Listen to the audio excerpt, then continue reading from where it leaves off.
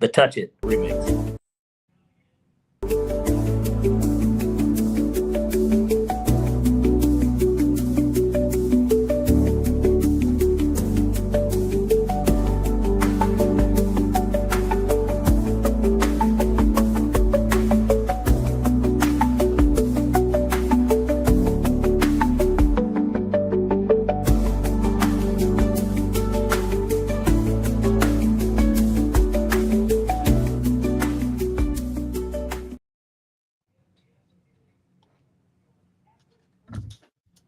Hey there, Parlay P. How we doing?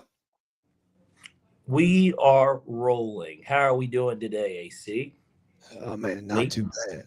I know that was probably weird for you to hear because I don't ever call you AC. But you said you're rolling on a bean? No, I said I'm just rolling. Oh, okay. Well, Kodak Black appeared to have been rolling on a bean and tweeted something. Did you see that? I did not. I saw the other rapper with tattoos on his face that's from, well, he's not even from Atlanta technically, but hails from Atlanta.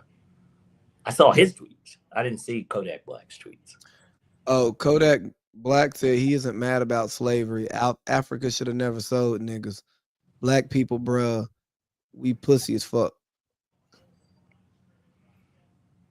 Actually, we have a video. Black people, bro, we pussy as fuck, man. I know y'all from Africa too. I just hate the Africans who act like and like we y'all Africans should have never sold niggas, bro. People, bro, why you think slavery go good, bro? I'm not mad at slavery, bro. Cause white people are enslaving people too. You know what, bro? Black people, bro, we pussy as fuck, man. I'm gonna say that. Gonna need me. I need y'all too.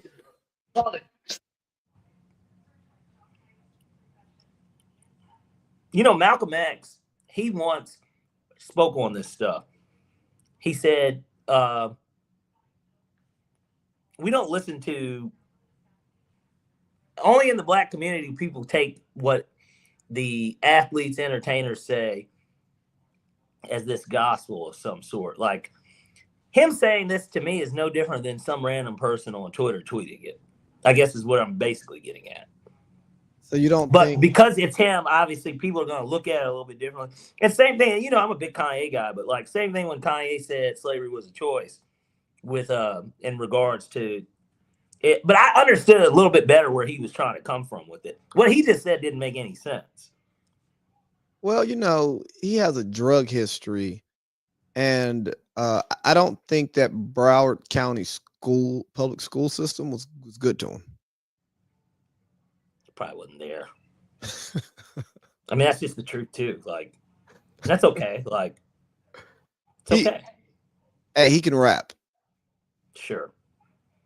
Nah, bro. He's got some decent music. I'm not. You don't listen to Yak. No, not like that. No, I don't. I don't either, but I will listen to Yak, and Yak can go. Yeah, he's okay. This guy told me yesterday that like anybody can rap on Adderall. Is it because everybody will just keep going and flowing and then not stop and like it doesn't really matter? I didn't really like what you're saying, because it's like you got the confidence. Because isn't that really half the battle? Most people will be too afraid to get up there and say something and then might forget what they're saying. And it's like more of like a demeanor and like confidence type thing more than anything. Oh, absolutely. I mean, that would be my guess. I mean, what that means by saying anyone can do it on Adderall. That's why I'm not a rapper, because I was just always afraid to kick a freestyle. You didn't want it to be whack. Exactly. I should have said 100. Well, it's funny on and again, hate to bring Kanye up again. I know that I've been doing a good job of no Kanye, no Matt Ryan, no Kobe. But in that case, I know you heard Last Call on College Dropout. That's kind of like the story behind it. Like he's like Dame came in. He's like, yo, he's like, the whack's not even rap. He's like, the rap's not even whack. He's like, it's kind of tight. Like on that record. That's funny. But that's a confident nigga too that's doing it. I don't think Kanye was a confident rapper early. I don't think he was a confident human being. Did you watch Genius? Yeah, I watched it. That nigga was pretty. It seemed like he was confident. Yeah. He wanted everybody to respect the fact that he could do it, and like nobody, they didn't want. Certainly, Jay-Z didn't want him for that. Which, well, Jay-Z doesn't want anybody that can rap well around him. Excuse me, who can compete with him as an artist. I don't want to shit on Beanie and Freeway and those rappers who, I mean, come on, man. He set himself up with Renegade. I mean, I'm not saying Eminem's beat. It was Eminem's beat anyways. Like I'm not talking about like on a feature and stuff. I'm just talking about like on the label. Right. Feature. Jay can rap with anybody, and not saying that he's won every time. No, niggas have gotten Jay, but I ain't talking about that. I just mean, yeah, just listen to Watch the Throne. I mean, you heard with DMX, kind of when Jay-Z took over Def Jam, how a lot of good artists suffered.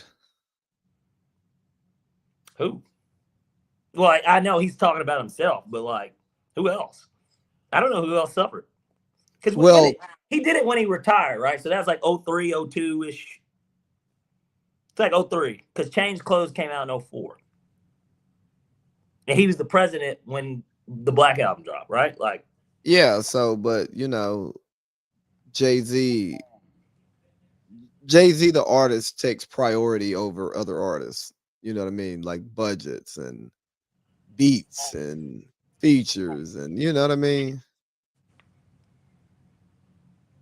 So you're saying that he stacks more paper than you and fucks more hoes than you? Sure. I'm in my Boondocks bag. No. Yeah, I see you. Somebody put that up with in regards to Wemby Chet with Wemby, and they said that was Chet being asked about Wemby. He's like, so you're saying he's better than you? He's like, yes. And then he's like, so you're saying that he fucks more bitches and stacks more paper than you? And he's like, absolutely. Like, I mean, but they're different players in different situations. But but there's obviously this weird rivalry that isn't truly a rivalry. That's yes, kind of sparked because they're back-to-back drafts. They're the same kind of build of player. But it started on the Olympic circuit. Yeah, I'm sure. Because of course that's who they would have guarding each other. Yeah. It fit like a glove, like OJ's. Hey, he was not convicted. Sharon was. Or will be. Let me not say that he was, because he hasn't been yet. Well, he's been fired. Yeah, but I'm talking about his actual, somebody was talking about that, and I think they were spot on. It should be treated like a mental health crisis, not a criminal thing. And why do you think that? I mean, a guy gets fired and loses its $5 million a year salary or whatever it was, and you run the risk of losing your family and this girl who you were messing with and probably are emotionally connected to, and also gave doubled her salary, spilled the beans on you. I could see you not being in the best state of mind. And while, yes, the actions are wrong, I don't think there's a criminal punishment that actually gets to the root of his problem. I think it would be like anger management, some counseling, some, like stress management stuff, maybe some community service. Are we doing this right now, by the way? I mean, we can. I know Falcons first normally, but we actually won, so it's kind of like but then let's just go ahead and hop into this just to kick this thing off, because to me that was the most explosive and biggest story that's happened over the past week. Anyways, we talked about it last week. It didn't happen last Wednesday, did it? Yeah, we talked about it. We talked about it, but we didn't have like all of the other details that we have. I think it happened on Wednesday. Right. Maybe what it was is he had gotten fired, but like we didn't know everything. I think it was speculative of what had happened. Yes. We just knew it was a staffer, and it's like, okay, so he's fucking somebody that he shouldn't be fucking. Yes. Right. Hey, so why do you think though she dumped him? Did she dump him, or I thought that he dumped her because he fired her. Oh. A lot of it sounded to me like the staff is what dictated it, because everybody knew that there was this elephant in the room. If he's already being investigated about it, they're like, bro, you got to move her out of here, or like you got to get rid of her. And maybe there was nowhere else for her to go, and it was like, basically, I got to fire you. And then she's like, hey, AD, I've got all this proof. Look, these are the explicit text messages of him talking about what he wants to do to me and what I want to do to him. I mean, they could have even recorded or something. Like, you never know, right? Like, I mean, I highly doubt that that's something she showed, but I mean, but yeah. But you know how niggas are. You're one. How do you feel about the chick that you're messing with that you're not supposed to, who you got the pay raise for, and then everybody around y'all's like, hey man, this shit's getting out of control, you gotta let her go. So you let her go, and then she turns fed on you. Like, shouldn't she understand the situation? I don't know. We need to ask Eric Adams. He's somebody that paid some ass that he shouldn't have been paying. Eric Adams. Yeah, he did. That chick, she wrote like a whole book on the shit. You believe that book? I do. I 100% believe it. You don't think that Eric Adams is? We know he's capable. You don't believe that that's something he would have done? He walks around like he would have. No, I think Eric Adams. Stephen A. walks around. They're like the same people. I mean, I think Eric Adams does square business. I trust Eric Adams. I think he's a round peg going into a square hole, or a square peg going into a round hole, rather. You know what? I put Eric Adams in the same box, with Steve and Gene Deal. Oh, just liars. Guys that lie about everything that they do. Whatever sounds the best. That's what I take it as what you're saying here. Whatever just sounds the best. Wildly entertaining New Yorkers who I enjoy hearing tell stories that I don't care if they're true or not. Well, and you can't with certainty say that you know if they're true, but you know a lie when you hear a lie too. You know what? I just like Soulja Boy's a liar. That's another nigga that's like a liar. A great entertaining liar though. Yeah, but that's what I'm saying. These guys are they're as entertaining as Eddie Guerrero's lies, cheats, and steals. Like, you know what I mean? Like, it's that type of entertainment. It's like, oh look, Eddie undid his shoe, so when the ankle lock gets on, his shit comes off. Or he hit the ground with the steer chair and then threw it to Kurt Angle, and then he fell on the ground and the ref thought he hit him, so he retained his title by fucking disqualification. Or he's about to lose, so then he goes and grabs the title belt and knocks the ref out, and you can't lose your title even if you get disqualified. Yeah, those type of lies,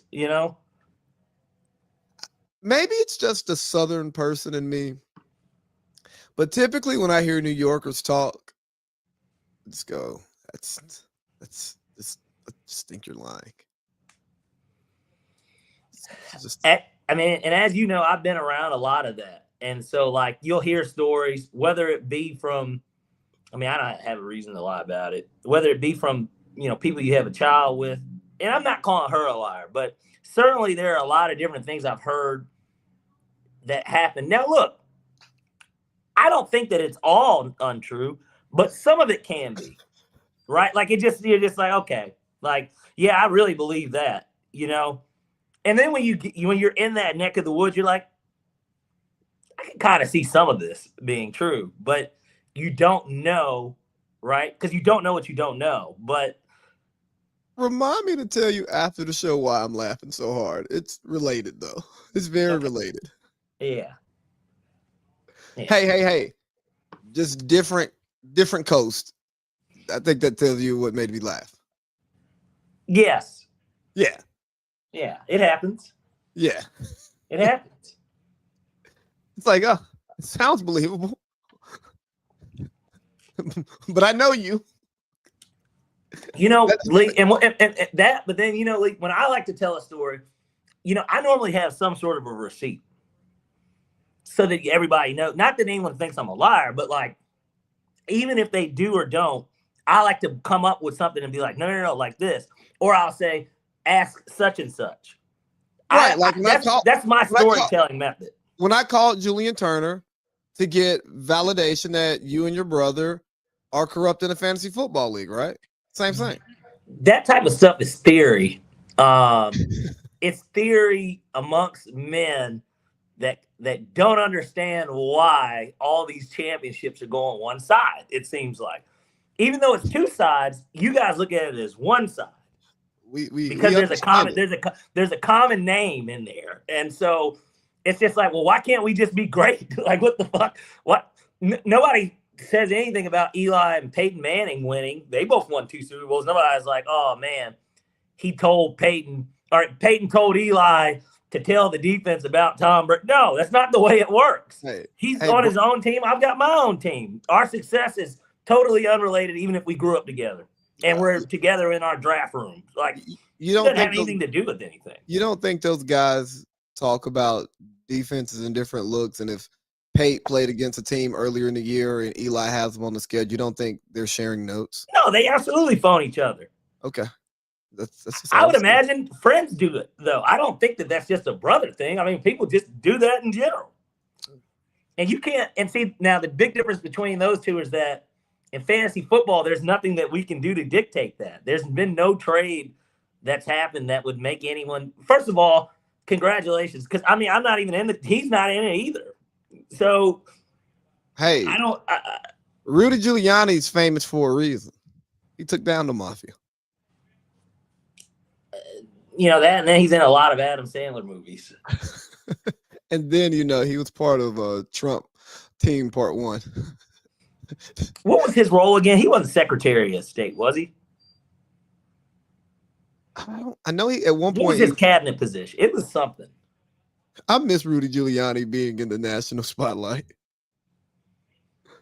Why? They got rid of him.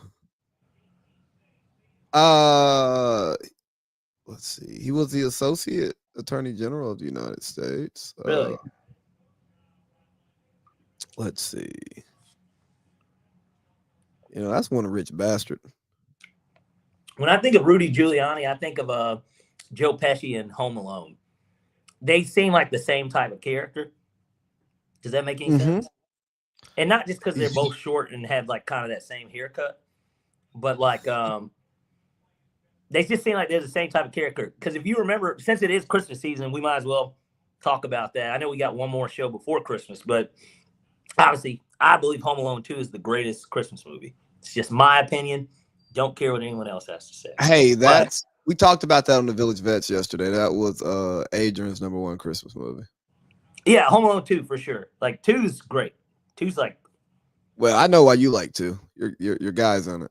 No, it has nothing to do with it. You know what's funny? When you're younger, you didn't even know who that was, right? Like when the first time I'm talking about when I was a kid, I didn't know who Donald Trump was. No, but like, that was for our parents. That, and then the fun fact of it is that, you know, he only agreed to be in the movie. No, he only agreed for them to use the hotel if he was in the movie, because Donald Trump used to own, what's it called? Because it's not Trump Tower. I've stayed there before. It's literally the Plaza Hotel.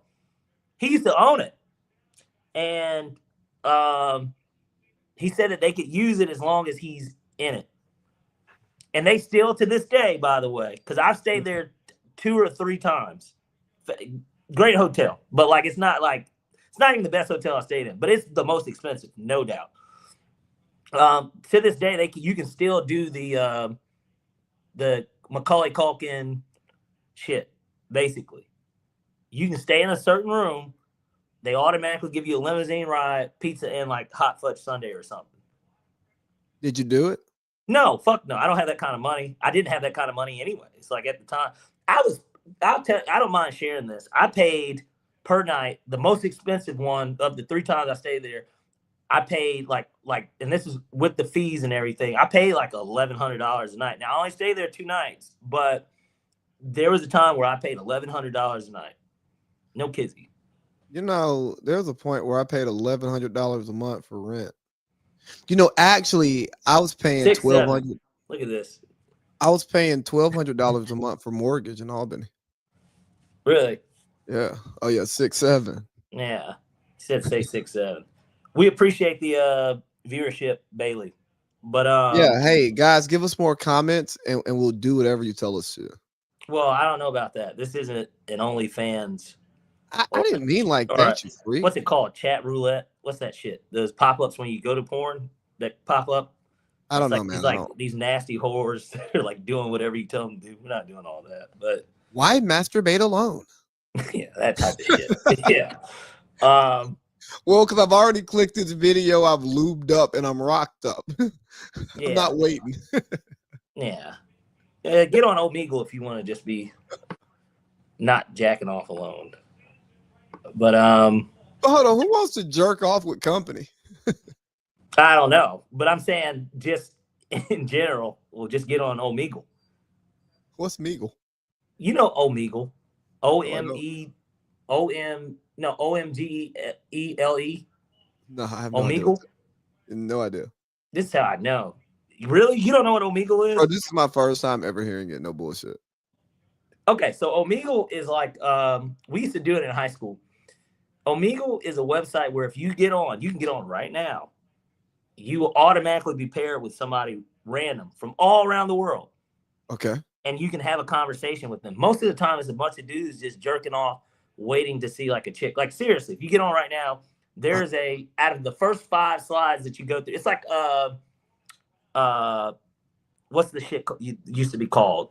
Oh, like the chat rooms back in the day? Or yeah, that is what it is. It's a chat room, but it's like Skype, right? But random. Okay.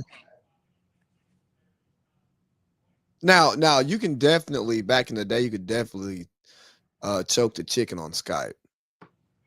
Well, but that wasn't random though. You had to be like friends with people for that.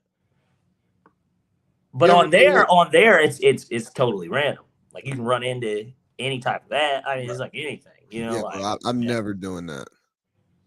I mean, you shouldn't. I mean, I can imagine just opening up my phone and I'm looking at William over here jerking it, waiting for Becky. Yeah. Yeah, like that's gross. We were talking about Sharon Moore, speaking of somebody jerking it for Becky. He was doing a little bit more than jerking it for Becky. He was jerking off his career for Becky. Yeah. He was truly trying to choke the chicken out of her, you know, like that type of stuff. He's raw dogging it. Yeah. Like your boy, you know, hard on the Rah Rah guy. What do you think of Rah? Maybe we should just get into the Falcons. I know we're kind of bouncing all over the place here, but you know, I just think we should, you know, hold on. New Kung Fu Kitty. There's a reason behind that one. I'll tell you later. But I just think we should just kind of let this puppy flow because I think we should just raw dog this episode, kind of like Raheem just raw dogs it every fucking week. Like he's raw dogged his career with the Falcons, you know. You gotta edit that title too. You missed an A in the second Rah. I did? Yeah, I'm looking at it right now. You have another Rah RH guy. Come on, Lee. We're trying to run a program here. Man, look, I'm not sitting close, and I can't see because like I don't have on my actual. Well, take your glasses off then, ass white. No, I mean like my prescription glasses. Fuck.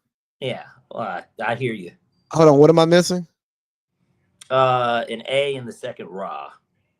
Okay, I'm just gonna get up and do this so I can see. You're screwing this thing up, you know. You talk or something, you know. This is a show. Hey, well, just saying. Just saying. But well, since we are kind of just gonna flow with this, we were on Home Alone 2 being the best movie. I forgot why I brought up.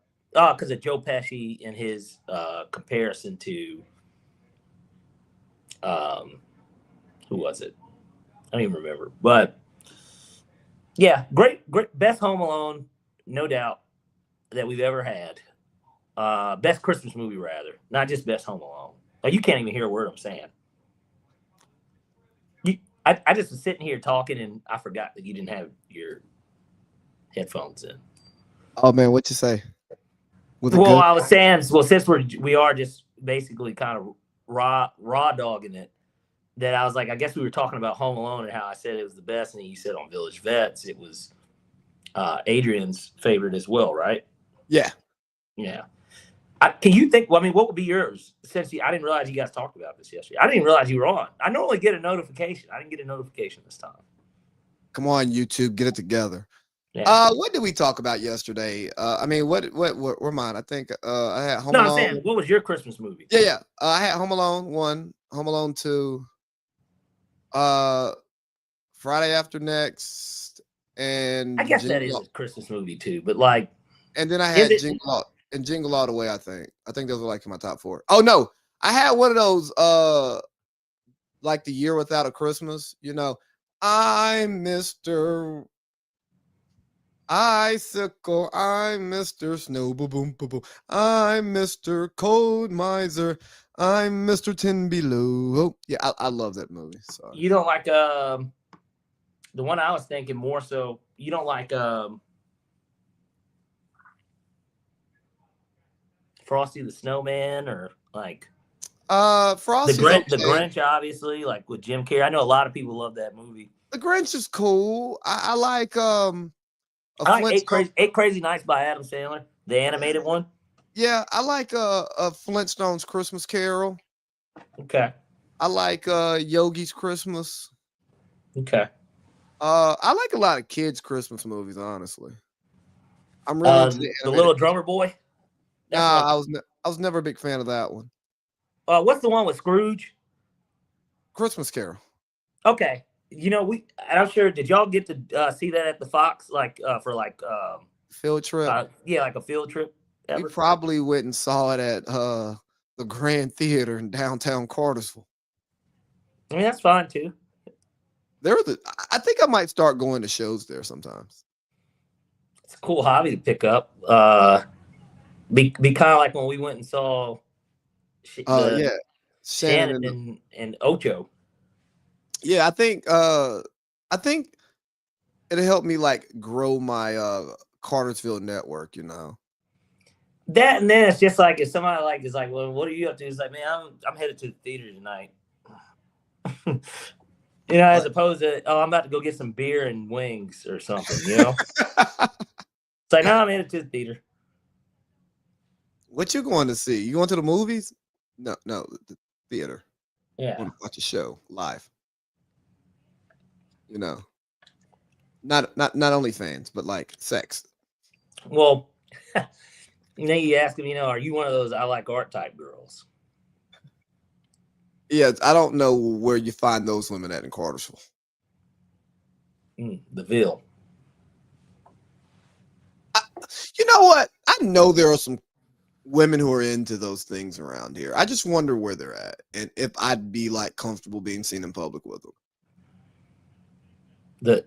The hoes were laughing. I ain't. Excuse me? You didn't know? You don't get the reference? I was doing Dr. Phil. I don't remember that one. He said it to what's her face before she said Catch me outside. Yeah, that's what he literally had. He's like the hoes were laughing. You know, she recently posted something letting y'all know she's still thick. She's still thick, or she paid to get thick? Well, I think she paid to get thick a long time ago, and she was just reminding y'all that she paid to get thick a long time ago. To me, it looked like she was saying, I paid to get even more thick. That's what it looked like. Oh, you saw it too? Yeah, I saw the photo. You know Twitter, man. You know how that stuff works. Oh, I figured you subscribed to her page. No. It was on Twitter. You help make her rich. Black Twitter, you know. I get Black Twitter notifications. It's basically nothing but that, sports, food. Porn. No porn. Every now and then I'll see a fat ass or two, that'll cross by, and so like I'm, yeah, bro. My algorithm is getting like whacked out right now. On Twitter or IG or both? IG. I think it's because of some of that close friends material I've been posting. It's like really whacking out the algorithm. So basically, it's just a bunch of hey. Close friends for a reason, buddy. Oh, well, I'll be quiet. But hey, funny thing about that, Zoe responded to one of them. It was like, so this is just a thing now. I'm like, you ignore these posts. You're supposed to just see the political stuff that I'm not going to share with the rest of the world, even though Meta has it and can share it with the world whenever they want to. Well, you could just be like, what thing?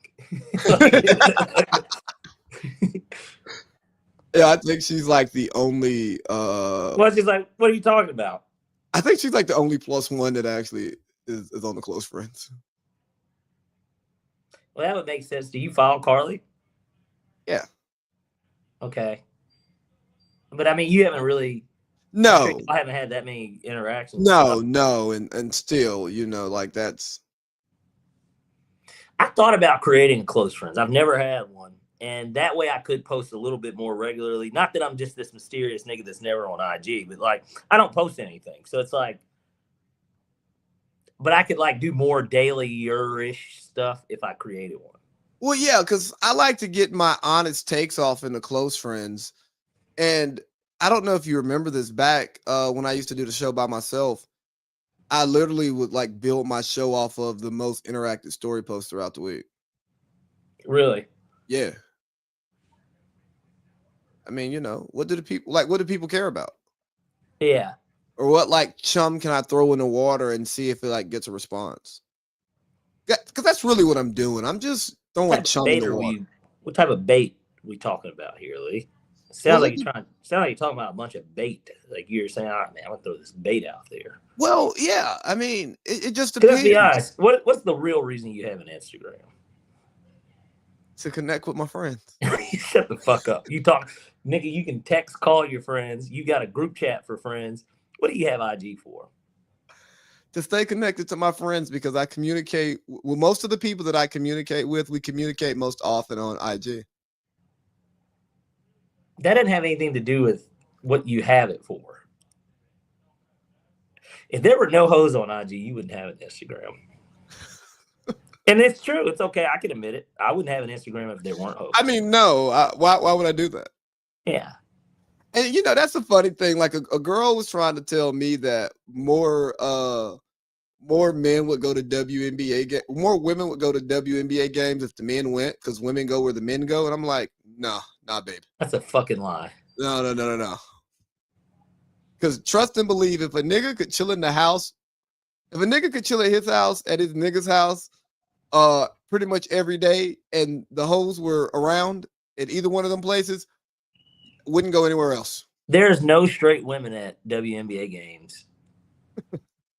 It's gay women and moms, probably gay men as well, and straight men. That's who goes to the games. The LGBTQ plus community and men that do just honestly, like like a Wayne, like these are the type of people that will go to a WNBA game. I've been to a WNBA game. I'm sure you have too. Like I actually haven't, but I plan to. Really? Go. Yeah. Never. You never went to one Dream game, like even when we were in school? No. They didn't give out free tickets on campus. Yeah, they did, because we got some. We went to game 5 of the WNBA finals when it was only a 5-game series. We went to game fucking 5 and we got free tickets, and I promise you we sat in like row G. And it was 6 of us. We got 6 free tickets. Not 2, not 4. 6. So that's the biggest game of the year. Literally. It gets no bigger than that. They gave y'all 6 high-end tickets to go to the game. I promise you. Yeah. And look, again, like I said, when I tell a story, call Julian, call. No. I know the story. I know the story. But I'm just saying, they gave y'all those premium tickets to go to the game. And you're wondering why I haven't spent my hard-earned money to go to a regular season game? Well, the league's a little different today. I mean, we got to see Skylar Diggins. Little Wayne was there. Obviously, I think he was kind of a big fan of hers too, because I'm pretty sure he was like wearing a jersey. Yeah. I want to say that they played. Man, it wasn't Maya Moore. Maybe Maya Moore was. I don't remember if it was Minnesota. I forgot who played. I know that Skylar Diggins was there. That's all I remember. But because obviously everybody was, very much so infatuated with her. But she also would be down here. I'm sure. No, because one of her teammates, who's one of her teammates at Notre Dame is from the East Side. I'm about to type this in because I want to see it. Hold on. I want to remember who was playing. Keep going. And I was going to tell this weird story about how my nigga Adrian and Boink have a mutual friend. Okay, it was Maya Moore. That's what I figured. Yeah, Maya Moore came home. Yeah, it was. I want to. Was it? Because they played them twice, is what it is. They played them twice in 2011, 13. I think it was 13. It was 13. So, because what it was what's her face? She was at the game with Lil Wayne. Yeah, is what it was. She wasn't playing. She was. Yeah, I knew that. Game. Yeah, I'm pretty sure it was 13. Because I'm looking at this too. Simone Augustus. I was a huge fan of hers at LSU. Man, I couldn't even tell you. No. It had to have been 11. It was 11. It wasn't 13. It was 11. Okay, it's the WNBA. It's not that important. Yeah, it was no. It was 13. It was 13. Yeah, nigga, I know it's 13. I remember y'all going to the game. Yeah. Well, no, all right. Either way. Yeah, I'm just. Yeah. I'm gonna go to some dream games this year because I should have a job this year during the WNBA season so I can spend money to go watch a game. Yeah. Well, you don't even have to have a job to go to one of those. Well, to sit where I want to sit, you do. Well, yeah, if you want your feet on the wood, but at that point, just you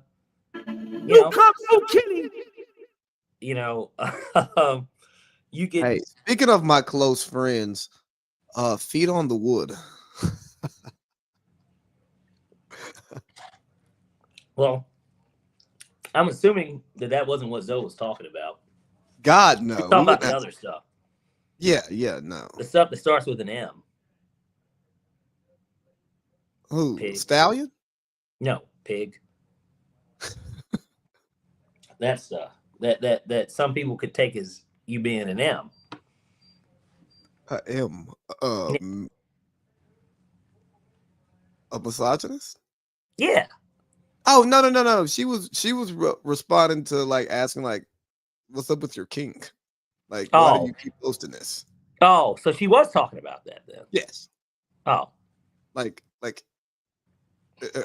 you gonna just keep posting this every day? And it's like, hey, you ignore that. This is. He's like you should have been like. He's like, why don't you go worry about your husband? Because then she'd be like, is there something I need to be worried about? Because that's a Zoe type response, and it's like, have you seen his close friends? I was like, it's right. He's like, it's worse than mine. What close friends? He doesn't have a close friend. He doesn't even post it on Instagram. And then you'll get a phone call not too shortly after and be like, hold on, this is me doing my boy impression. Adam, what did you tell Zoe? That's how it would go. And he'd just be like, why? I don't really care, but you realize that I have to sleep with her every night. Yeah, and she's pregnant. Oh yeah, and then you add that into it. Oh, you better not have just spilled some beans that shouldn't have been spilled. No. They don't care that this. She hasn't made no official announcement, so that's why I was saying it. Oh. See, this is what Todd was talking about. Just putting shit out there, man. Now either that or you got to halt production on these clips.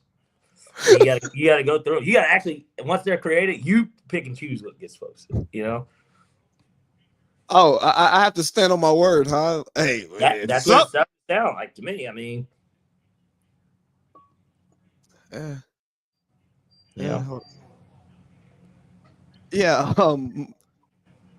She might be trying to do a big reveal. Huh? Said she might be trying to do a big reveal. You got to remember when we were. Maybe I should just stop talking about it, but it's not like people when the last time they saw her publicly, you could tell. But it was I mean, I kind of could because I asked her a question when she was here, and I was like, I said, you like Spindrift? She wanted water. She wanted litter, and then that's when she was getting to do it. I knew that she knew that I was on to her because I was just like, what's the guy from Dexter, the black guy that they use as a meme?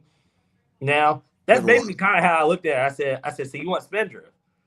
And then when she said, I was like, yeah, I'm a huge fan of Spindrift. She's like, nah, I don't really like it. I was like, well, then why do you want it? And I was like, okay. So when they were here for Labor Day, and like that's all she was drinking, and when they later told me, like, she was like, Adam, I wasn't drinking. Wasn't that a dead giveaway? I was like, not really, because it's like maybe you just. But I know that she does drink, so I don't pay attention to what my friends' wives drink because I don't care what they do. It's none of your business. But like, yeah, like I'm but not, I saw them that weekend too. Because no, you didn't. Yeah, I did. We went. I know. Yeah, we went to Pizza Cafe, and like, I did like.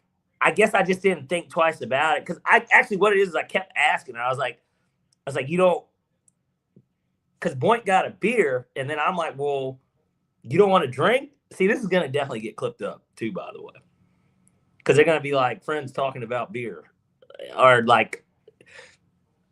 This is gonna get clipped. You better catch it. You better catch it. I will review when I schedule. Well, now Instagram and TikTok has blocked the bulk scheduling. It violates their community guidelines. I mean, that's fine as long as it queues them up. You can. I hate to say you can go through all of them. Yeah, I'm gonna have to. Kind of can, yeah, and then just pick and choose. Like, yeah, this. Well, I'm off the next 3 days, so I'll get everything like manually scheduled. Yeah. Oh yeah, I can do that for the other show too because we did record yesterday. Dude, I don't care about. I thought you guys were almost done. Again, I haven't been getting the notifications, so that's why I was like, you recorded? I didn't know you recorded yesterday. Man, just different scheduling conflicts, things popping up, and it's tough sometimes. We need to get the culturally inappropriate with AC Lee going. We're gonna get there soon. So that. I know we had spoke about it, not to be like a spoiler, but I knew the first person you interview. And yeah, but like I can't wait, especially once this is over. I've got a story to tell. Okay, but yeah, I gotta what am I gonna do? I want to have like a set. Like I think I want that show to look more like Steve's show. So you wouldn't shoot it in there, then obviously. No. You would go into an office type room. See, your office in Albany fits probably more of what. Yeah, because it was so large, I could actually, if I had this camera there, I could have a Village Vet set, a culturally inappropriate set, and a Wash and Winning set, all in that same big ass room. All I'm doing is just changing where I'm sitting, and it looks like a totally different. It looks totally different. So I've got to figure out where I'm going to record it or how I want to do it, because I want to have guests and interviews too. So I don't want these people coming to my house because I don't want it to be that type of even feel. Did I tell you that me and Tony Reale are linked in? Well, he like accepted it? Yeah, he's only got 23 connections. Oh wow. So I could like easily message him and he would like respond. Well, yeah. Yeah, he accepted the connection though. So we're first connections. But because what I did was when I told you that when they did the thing, I was like, he was doing it with like, freelance / non. I was like, oh, I need to figure it out. I haven't messaged him. I can low key message him right now while we're on air. But like, hey Tony, on air, I was thinking about you, man. Hey, I want to come on this new show, dude. I want to come on this new show. I'm a big fan of yours, obviously. I was like, I grew up on you, which I'm sure you hear that a lot, that you hear that from a lot of different people. But we come from such a sports hungry city.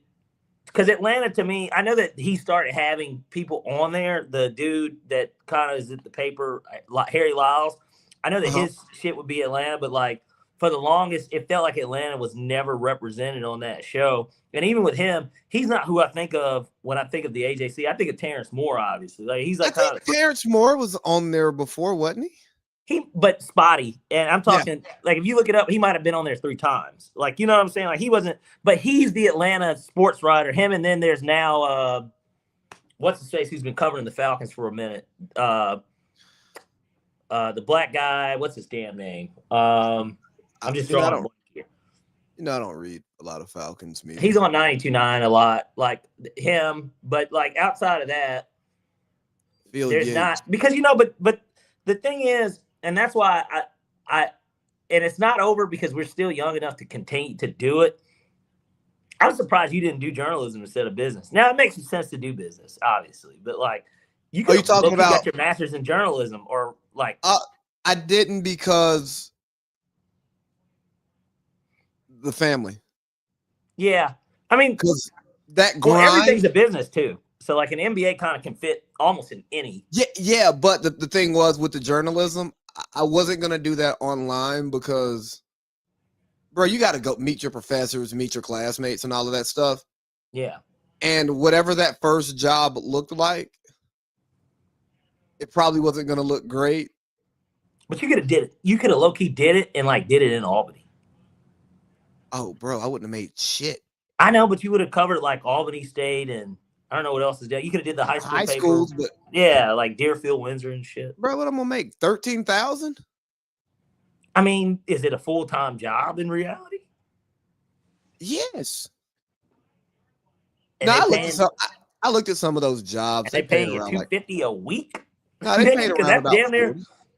They paid around about 40, 45 a year, like some of those entry-level jobs into a media. Well, broadcast was 40, 45. I didn't want to cover Albany, but you know what? I probably should have because I could have found me a football player out of Lee County who would have got me out of here. Yeah. You could have become a modern day Rich Paul, huh? Let's get on that bastard too. No, I would have been a modern day Wendy. I just wouldn't have been a fat fuck. Yeah, but you could have been Rich Paul as well. Oh, the guy who talks too much? Yeah. Smooth talker. You fuck Adele. Like, I mean, shit like that. Yeah. I mean, the guy we probably can throw in the box with those New Yorkers. Yeah, because I'm guessing, is he from Ohio too? I know that they said that he met here. That they met at Hartsfield. Because apparently, or maybe they didn't meet at Hartsfield, but because the jersey is what sparked it, he said that he was getting his jerseys from here. Nigga was going to Lenox and fucking South DeKalb Mall. South DeKalb Mall used to have the most elite selection of jerseys, like literally. And I told you we would go there and not Circuit City.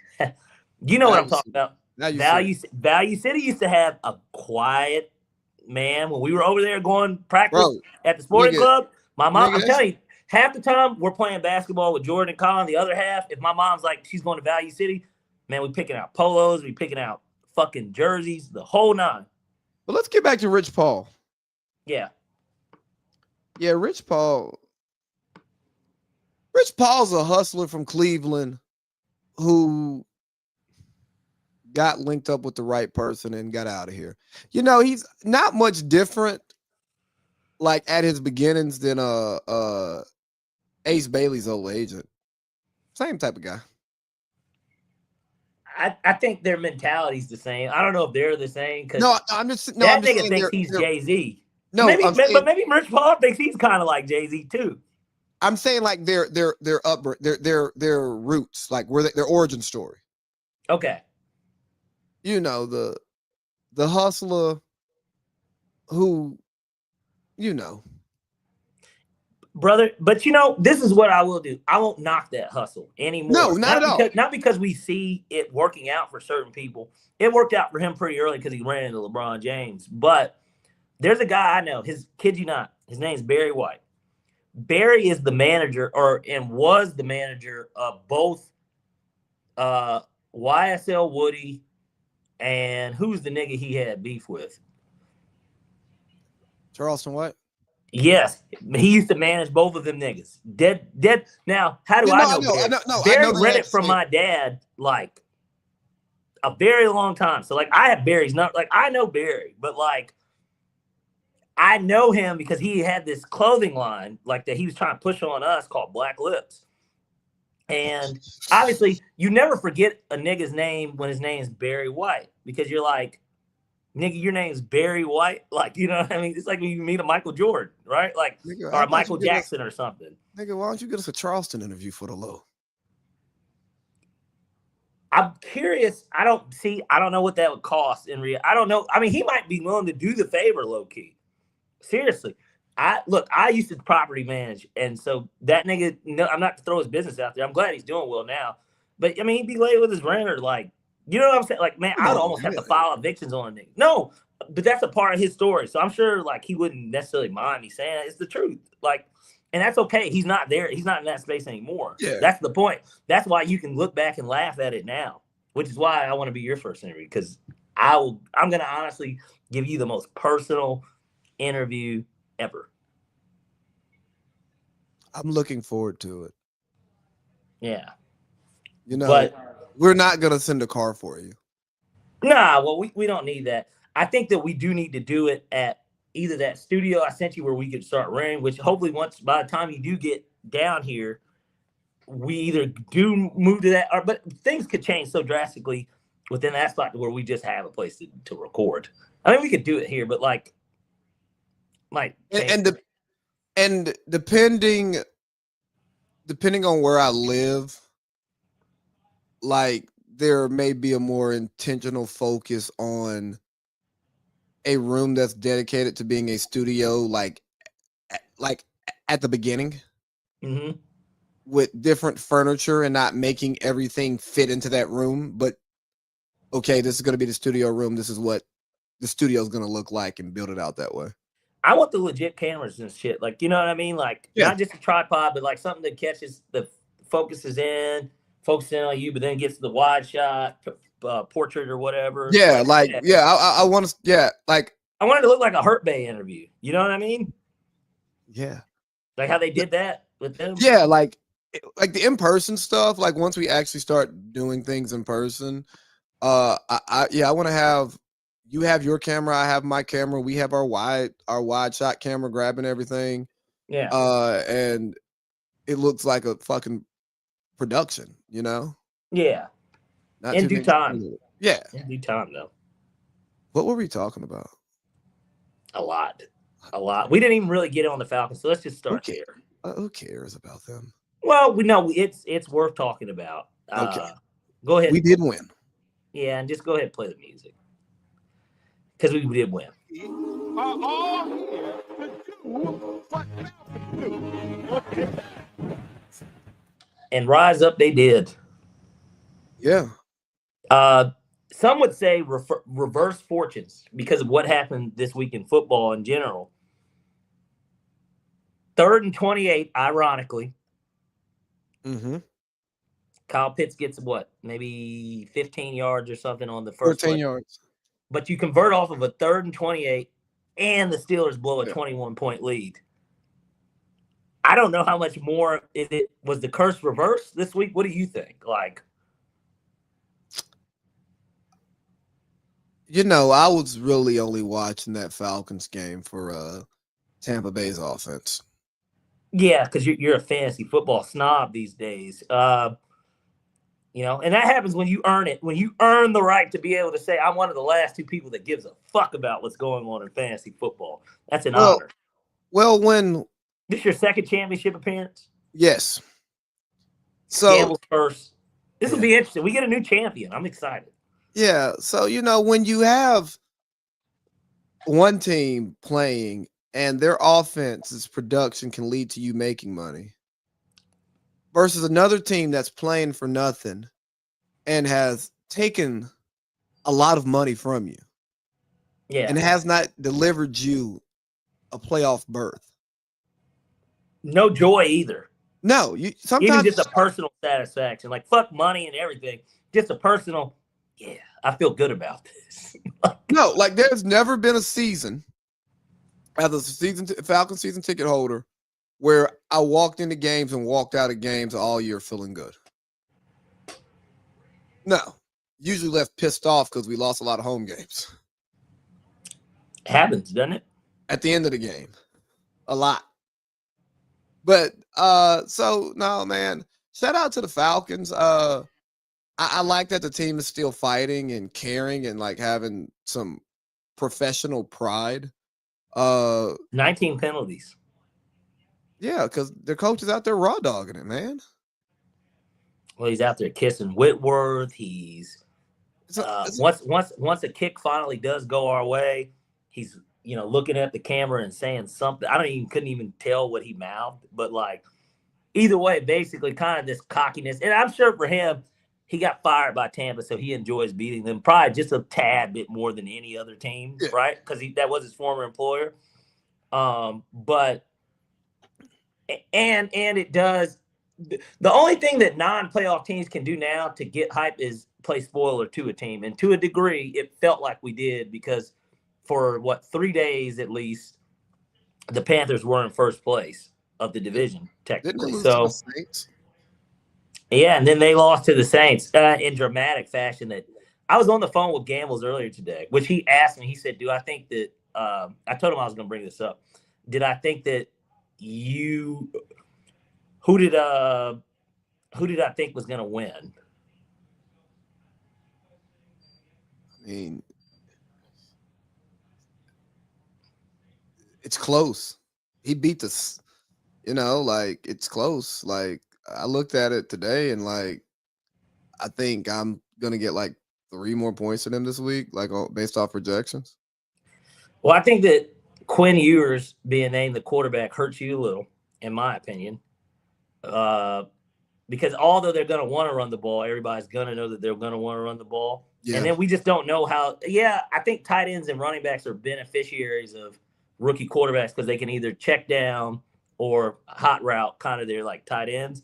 So there's that. But I also think that now there's not really much of a threat, like the running aspect of it. Like you're going to almost rely on him like a receiver. And obviously, he's a big part of why you're where you are in reality. And so, remember though, he's got the way that's going. I was like, ooh. He's got Rashee Rice and Kelsey.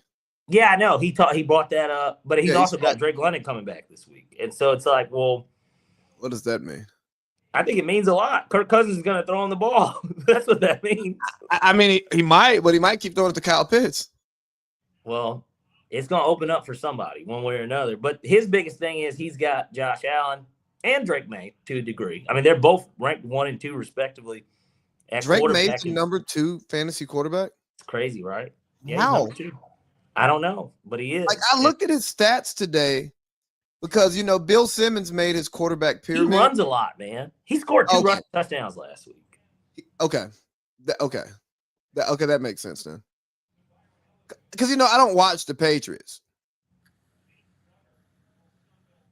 They don't come on. I don't watch the 1 o'clock window at all anymore. But, yeah, I'm not really watching Drake May. But when I looked at his numbers, I'm like, Bill Simmons, how do you have him as a top 3 quarterback in the league? Well, fantasy-wise, he certainly is. I think he's number 1 on deep throws. And you got to remember, he's got kind of a patchwork receiving core. The nigga had to throw for 300 yards. No. He had a 300-yard game all season.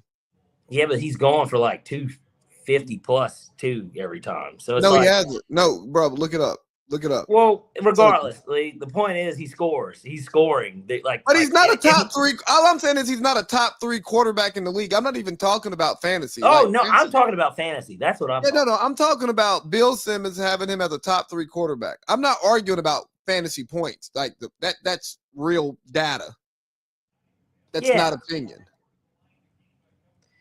I'd have to look at it. I have not looked at his statistics, but what I do know is he's not a top 3 quarterback in the league. I mean, I agree, but the point is, regardless, he's got Josh Allen and Saquon Barkley with a somewhat soft schedule, and so granted, the Eagles clinch playoff berth with one more win, and they win the division. So, but remember, there's still 3 weeks left, and we're not playing into week 17, so it's our week 18 rather.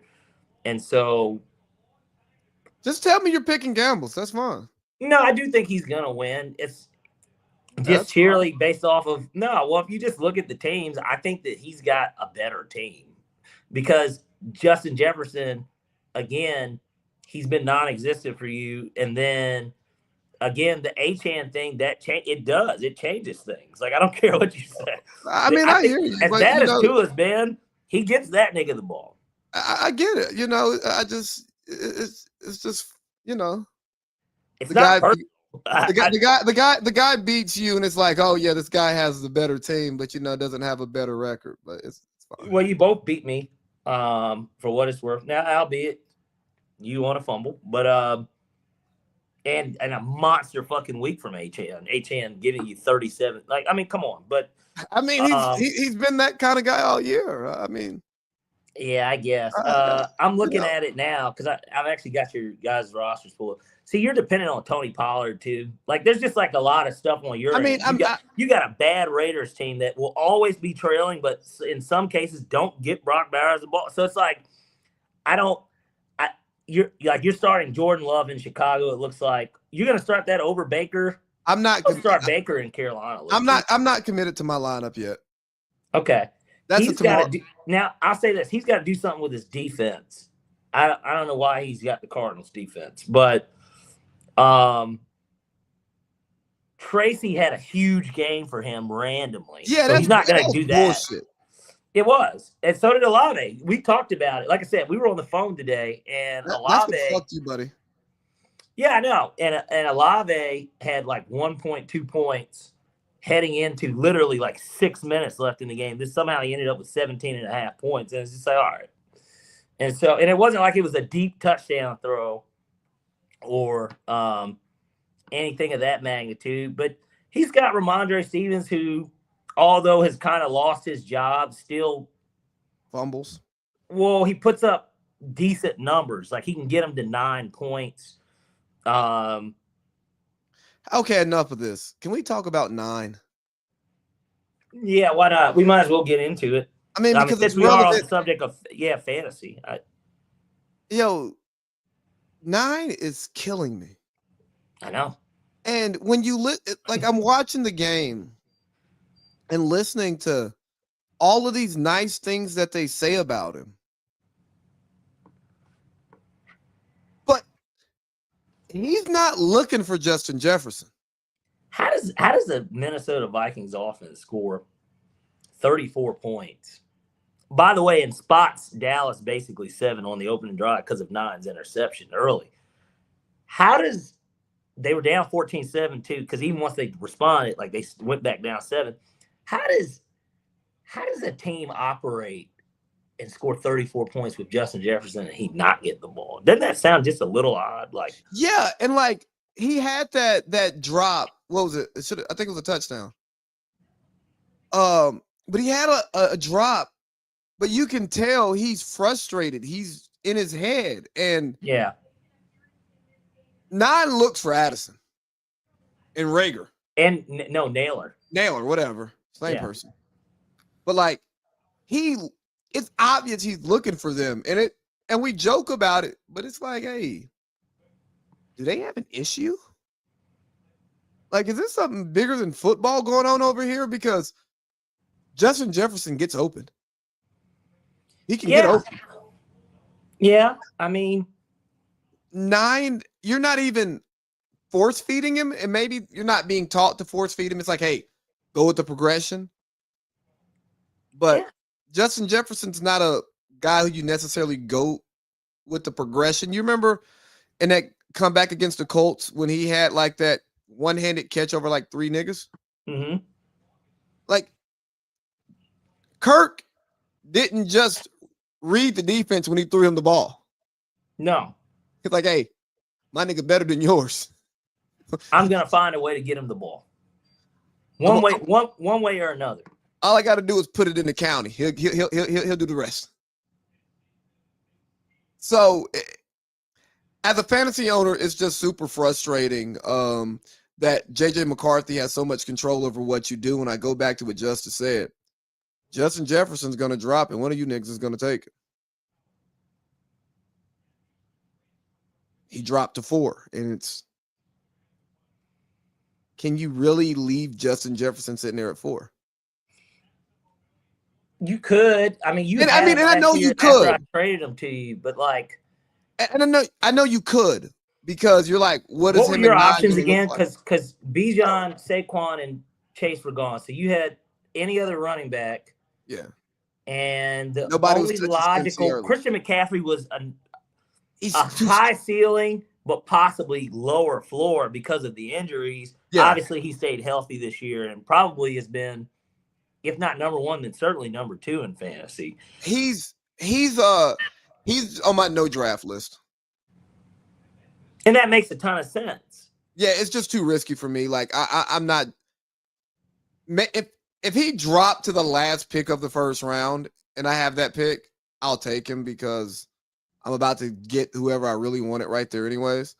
But if I'm drafting high, I'm not taking Christian McCaffrey. I'll lose that one every time. Right. You know what I mean? Like, he's just on my no draft list. So, but I mean, I'm saying all of this and it all worked out. Shout out to Carson Wentz. Let it all work out. I mean, Carson Wentz made it happen. Let it all work out. I think I'm gonna listen to that Wale album, ain't he? Who? Ain't that what that's from? No, that's Lil Wayne. Oh, no. I'm thinking with Sampha. Let it all work out. It's a Wale song like that too, I'm pretty sure. He might have sampled it. Because it's Sampha's song, and then he like did it as the hook for Wayne. Talking about 9, another 9, it seems like he's about to do what the wasn't Carson Palmer number 9 too? No, he was 3. Yeah, he's about to pull a Carson Palmer, huh? Who? Joe Burrow. I mean, I hope so. I want him to come here, but we don't have the draft capital because they would want to pick this year, to go with it. Get them niggas Kyle Pitts. But then you'd want to keep Kyle Pitts with him, right? No. Yes, he would have to be a piece. But then they would probably be like, we're getting Jalen Walker or James Pierce too. And Jalen, love you, guy. Bye. Sorry, gotta go.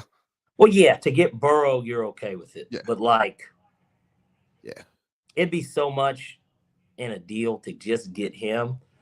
And that may be the thing that makes the James Pierce trade suck instead of him just being the guy we took first.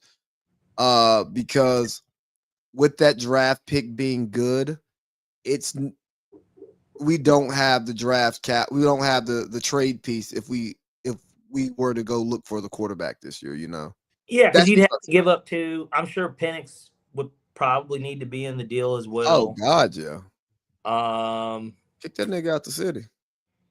You're not trading Bijan, and certainly they don't need Drake. So it's like,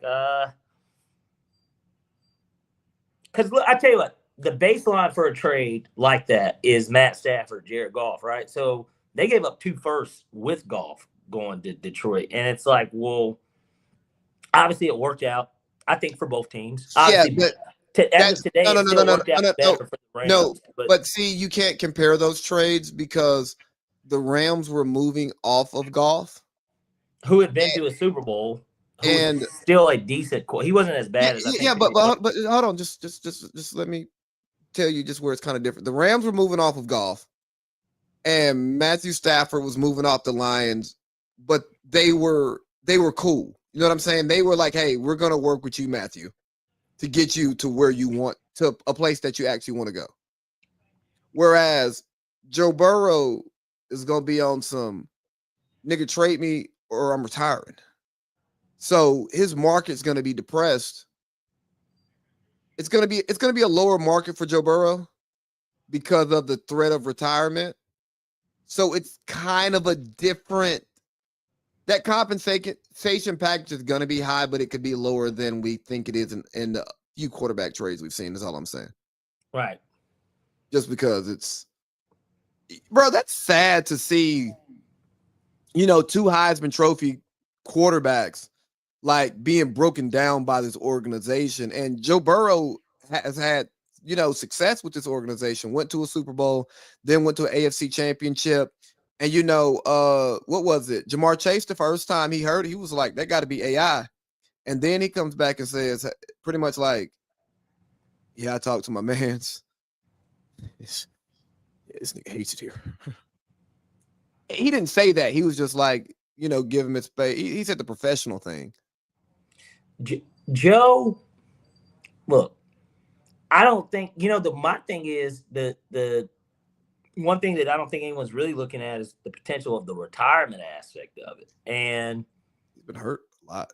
It would be weird if he did it. And I guess because like the Andrew Luck thing is the freshest on our mind in terms of a player that retired early, especially because they do play the same position. They kind of came in the same way, being these guys that were obviously number 1 picks. I know that Andrew Luck probably had a little bit more hype because Joe Burrow just had to prove himself in 1 year. I'm saying I think Andrew Luck was looked at that way prior to even his second to last year in college. He was looked at as the next guy, but like Andrew Luck had a longer hype train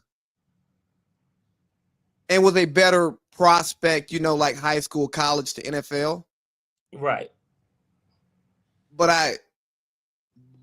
I mean, Joe Burrow jumped Tua, who was the hyped up prospect. You know what I mean? It was tank for Tua for 2 years, and yeah, right. Joe Burrow jumped him. But anyways, sorry, back to you, Joe Burrow. Yeah, I look at it from that perspective, and so like for me, that's something that nobody's really talking about because it sounds like more he's just, and especially with the game he had. I mean, he cost me a fantasy matchup, obviously, and I should have never handcuffed him with the kicker because they didn't score any points, so that really fucked me up. And the sad part was I wanted the 49ers kicker who ended up having 14 points, but he had an injury designation still, and I was like, oh man, a kicker coming off an injury, I don't know, because he was the higher rated kicker anyways, and they were playing the Titans. And I didn't do it because I said, you know what? They're playing that Ravens defense. They're at home. They should move the ball. And then he didn't. And, like, I didn't watch the whole game, but I saw red zone and stuff. Like, I saw both of his interceptions. They were so bad. And it was like, damn. It's his, like, love. Like, what did Kanye say in Champion? He was like, he said, I wish Lawrence Hart was back in Ryman. He said, something, it's in Zion. Like, you know, and so that's kind of what it felt like. It's just like, damn, like, is this nigga's heart even in it anymore? Like, he keeps getting injured. They're not winning. And maybe he's set. Obviously, his house got broken into. They had that personal stuff about the actress or whoever the model that was at his house during. So it kind of exposed that. If he did have like a girlfriend that nobody knew about, but like he had like that bitch's house, or maybe that is his girlfriend. And he just didn't want that to be known. It just doesn't matter. Like, don't tell people who the fuck was at my house. Yeah, I don't care if my mom was here. I don't care if Uber Eats was outside, nigga. Don't tell nobody who was at my house. Right. But he also lives in Cincinnati, okay? And he plays for the Bengals. Yeah. You know, the team that didn't want to sign their first round pick? Yeah, the Bengals. You know, the team that didn't want to pay their all-pro defensive end. You know, they said, hey, you got to play better and we'll pay you. And he gets like 17 and a half sacks. And they're like. They said, well, the Bengals said, Trey Henderson, we're good, bro. Texas A&M DN is here. He's like, you can stay, but we're good, bro. And That then might be the most classic Colin clip, by the way. But go ahead. I'm sorry. And then the Texas A&M DN is like, I'm not signing that contract. And then he isn't good. They drafted him because they thought he was a freak, and we got the freak. I honestly think it's a combination of the organization, his injuries, the break in. Like, the guy's probably burnt the fuck out, dude, and stressed. And football probably was his happy place for a long time, and it's not the happy place. So when your happy place isn't your happy place anymore, shit probably sucks. And I know your professional like route is different from a lot of ours. Just, like, not talking shit. Like, you come from self-employment, small business and stuff like that, right? Yeah. But dude, when you can be doing a job that you like to do, but if the culture isn't great, or you got a boss, or people over you who don't make the environment great, or making your job more difficult, and you can feel like they're actively making your job more difficult, you can show up and go through the motions, but that's it. Now, I'll say this much though, for what it's worth, there are cases it's not the same, but like I still work for people. All right. So, I mean, like, I know, but I mean, like, will make things more difficult on you too. Like, especially during COVID, like they stripped it to where they're like, well, no felons, or a certain contract, no felons. If they're not vaxxed, if it was like a bunch of stuff to where, well, how many people do you think you're going to find that are going to work for $16 an hour slinging tires, and they're vaxxed and right, and they're not they have no record, and it wasn't just felonies, misdemeanors too, but it wasn't a no misdemeanor, but I had to run it by them first. Like, hey, dog, if I got to run it by you, you should just do the whole damn thing. Because it depended on what the misdemeanor was, basically, kind of. And so, like, if it was like a petty theft or like, but DUI, like they were like, no. But see, I'm more so talking about or obviously anything domestic is always a no, which they should have known that I wouldn't have hired anyone with any type of domestic, because that means that they're a hothead and like people fighting these situations. Like, so no, like.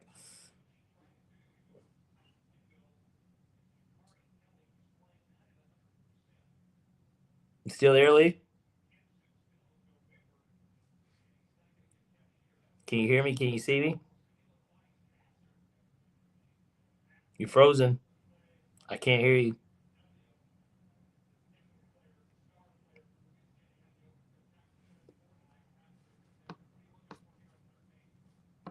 I'm not sure what's going on, guys. We might be having some technical difficulties. Let me contact Lee here.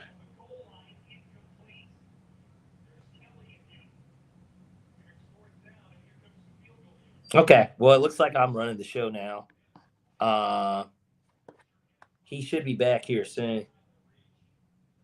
But again, there's a lot of different ways to look at the business world. I mean, I don't know everything about it.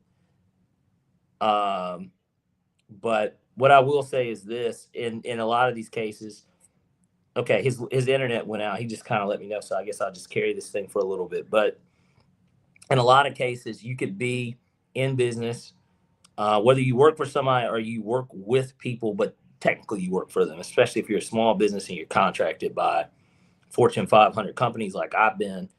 It's one of those situations where you have to comply with what it is that they're doing too. I mean, I'm no different than anyone else. Look, I'm not in a mansion right now. You know what I'm saying? So like, it doesn't really change a lot of how this stuff works overall. It doesn't change that. And so I think that looks like we got Lee back here.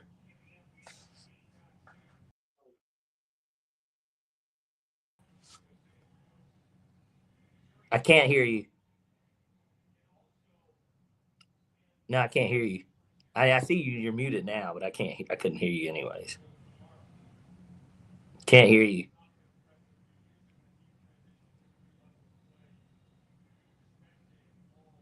Can't hear you. Can you hear me now? There we go. Now I can. All Good. right. Yeah, like my Wi-Fi went out or something. I don't know what's going on here. So I'm about to unplug the router and plug it back up and see if that gets to something. Yeah. How about you give us a portrait landscape too, or landscape rather? That's the portrait. Yeah. I mean, you could do it that way. It looks cleaner. Yeah. Oh, I was just unplugging the thing. Uh I'm about to sit back down. I don't want to be like, like those guys like Ebro who just look like they're going live from some random place. Yeah, somewhere remote, which I guess we'll get to Ebro here soon. We only got about 40 minutes. Yeah. But Yeah. now, again, I was kind of just picking up where we left off there with, in terms of business and in general, even when you're working for somebody, like again, or you work for yourself, everybody kind of works for someone. Like you have to answer to somebody to a degree. Like maybe I don't have to be somewhere at a certain time, but like you still answer to someone. Yeah. I went to. I was literally talking about just culture inside of a building that you have to walk into every day, and how that can just drain you, and you're just, all right, I'm here because I have to be here. Let me do what I have to do. Let me get out. Let me get in here as late as I can be, and it's not a problem. Let me get out as early without it being a problem. Hey, I'm doing my job. And I know I'm not performing to the best of my ability, but like, dog, I don't want to be here. One of the best parts about this is, too, to a degree, I have it from the other side, right? Because even when I would go into the warehouse, I'd get to deal with and talk with some of these people. You want to know what the first thing that anyone would ask me, like anytime I came, whether that be in like Texas, California, like wherever, the first thing I get asked? What? Can I get a raise? Like that's literally like the first thing that I was asking. And like I would tell them, I didn't lie. I was like, I said, I'm gonna be honest with you, I don't really dictate that. Now, obviously, I could pay them more, but then that hurts my bottom line because that's not the agreement that I have with them. They're the ones that pay you. That's why you don't see me. That's why you see them because they're the people that are paying. They're paying me to pay you, right? So it's like, and that's just the world of temps in general. So it's like, yeah, and in some cases, I've made, changes like to pay somebody.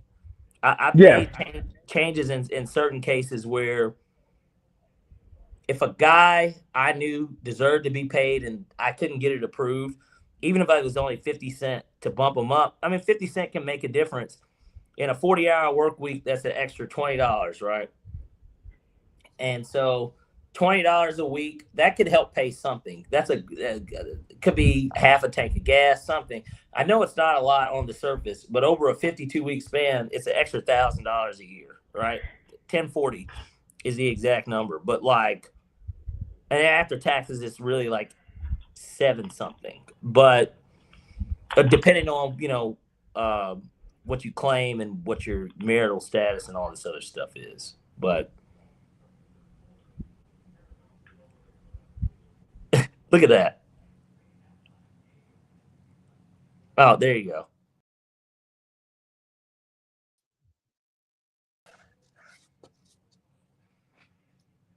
All right. We bite.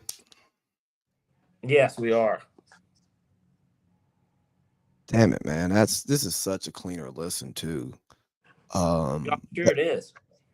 But yeah, so Mahomes tore his ACL and the Chiefs are eliminated from the playoffs for the first time in Patrick Mahomes' career. We were about 2 years too early on this. Yeah. But I saw Bomani Jones had a thing out that said the Chiefs' offense hasn't been the same since Eric Bieniemy left. Mm-hmm. He's not wrong. I'm not saying that Eric Bieniemy is the reason. And I didn't listen to his argument yet. I just saw it and hadn't watched it. Yeah. But as far as the timeline goes, it's like, yeah, I know they were in the Super Bowl the year before, but they won a lot of close games. They won the Super Bowl the year before that. They won a lot of close games, and they weren't they had a dominant record, but they weren't dominating games. Yeah. Because remember, shit, after Tyreek left, they stopped covering. Well, and then Mahomes' huge stats were gone. Yeah, he was like a 35 touchdown guy, not 45, 4,000 yards, not 5,050. Right. So yeah, we were early because I also don't think we expected the defense to become as good as it was to balance out the offense's lack of explosion, and then Patrick's hadn't shown the ability to do the Drew Brees shit yet. Correct. When he needed to. Correct. But I mean, it was time. Travis Kelce's old and drops passes. Mahomes is due for. I mean, it sucks, but he hadn't ever really been hurt. It's part of the game, especially with the way that he plays. Yeah, they're due for a season from hell, and unfortunately, Baltimore is in the middle of their season from hell, because this would be the year for we can make a run. Now, mind you, they can still win the division and get hot in the playoffs, which absolutely. Which absolutely love, golly, especially if he goes up to Buffalo and beats Josh Allen. Goes out to Denver and Sean Payton, #1 seed in the. What do you think of that? Sean Payton's a hell of a coach, man. Like I don't like fan? him. Huh? Say you're a big fan? No, come on, man. He's on my sports. I know you know. I know you're not a big fan. Come on, man. I like that guy less than I like Dabo. That's hard to do. I know. I went back and watched some of our old videos, by the way. Okay. Some of the most viewed ones. And I saw you were responding. This is probably 2 years ago. This is the Jokic stuff. And I remember thinking, obviously, when you initially said the Jokic stuff, I was always like, what the fuck are you talking about? But that's basically what everybody was trying to tell you in those comment sections. Maybe we should start doing a flashback segment the more and more I think about it, where we bring up an old clip and we talk about whether or not that was washed or it was winning. And that was definitely not your brightest moment. I stand by the take at the time. Yeah, but I mean, it didn't age well, but and this isn't like I was wrong. Yeah, I admit that I'm wrong, and I'm not, and I'm saying it's not from like trying to make myself sound better, but based on what I had seen at that point in time,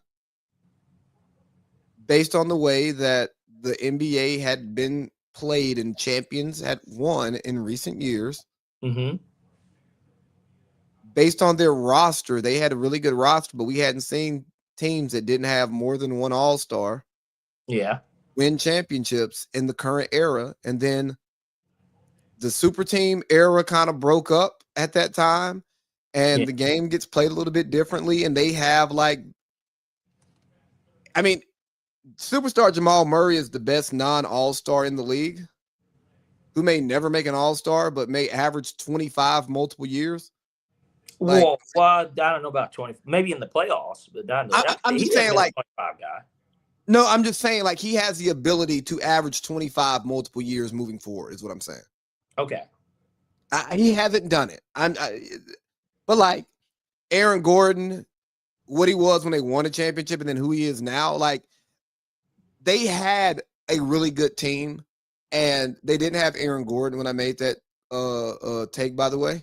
Mm-hmm. And yes, it did not age well, but based on what I saw and how I deliver the take and how I analyze sports, that's where I go. I'm not a great predictor when it comes to new trends always.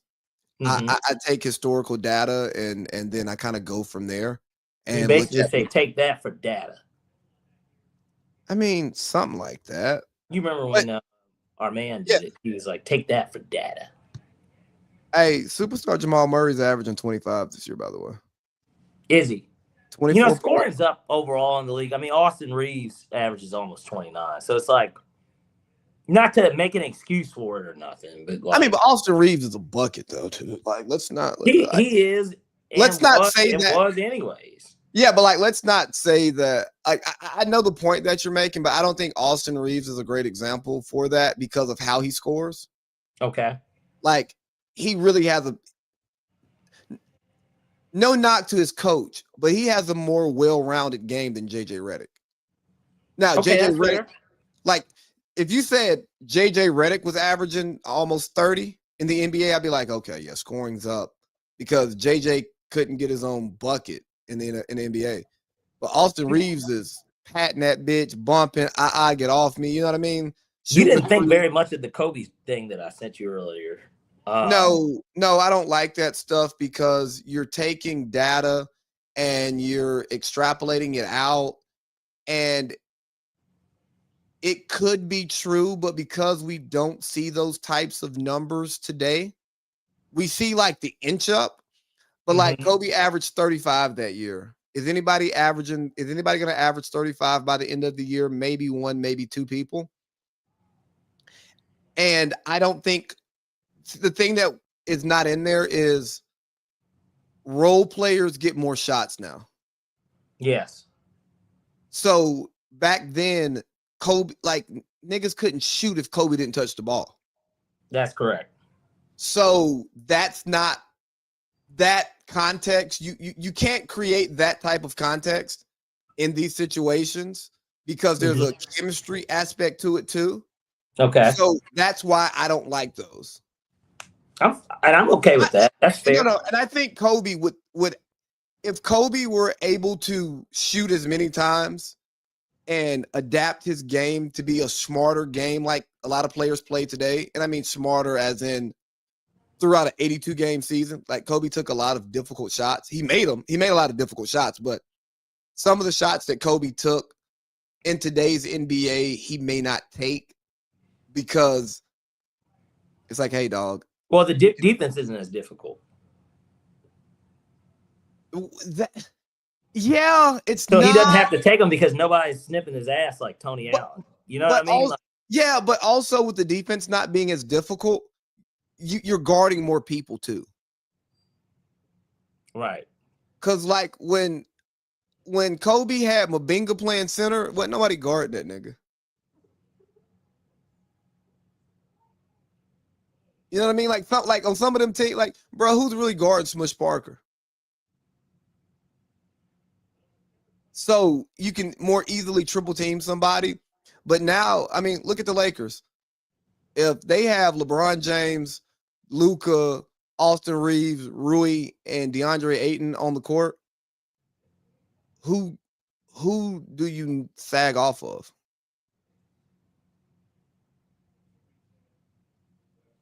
So it's just different. And yes, there's more skilled players in the league. More skilled players, but also players getting more opportunities to use their skill. And it's just a different league. Like, again, Pau Gasol today plays, but he's not.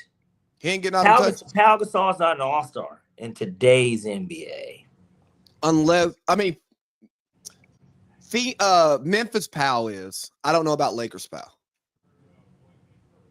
That's what I'm saying. Like, but that's who Kobe played with. So it's like, I'm like,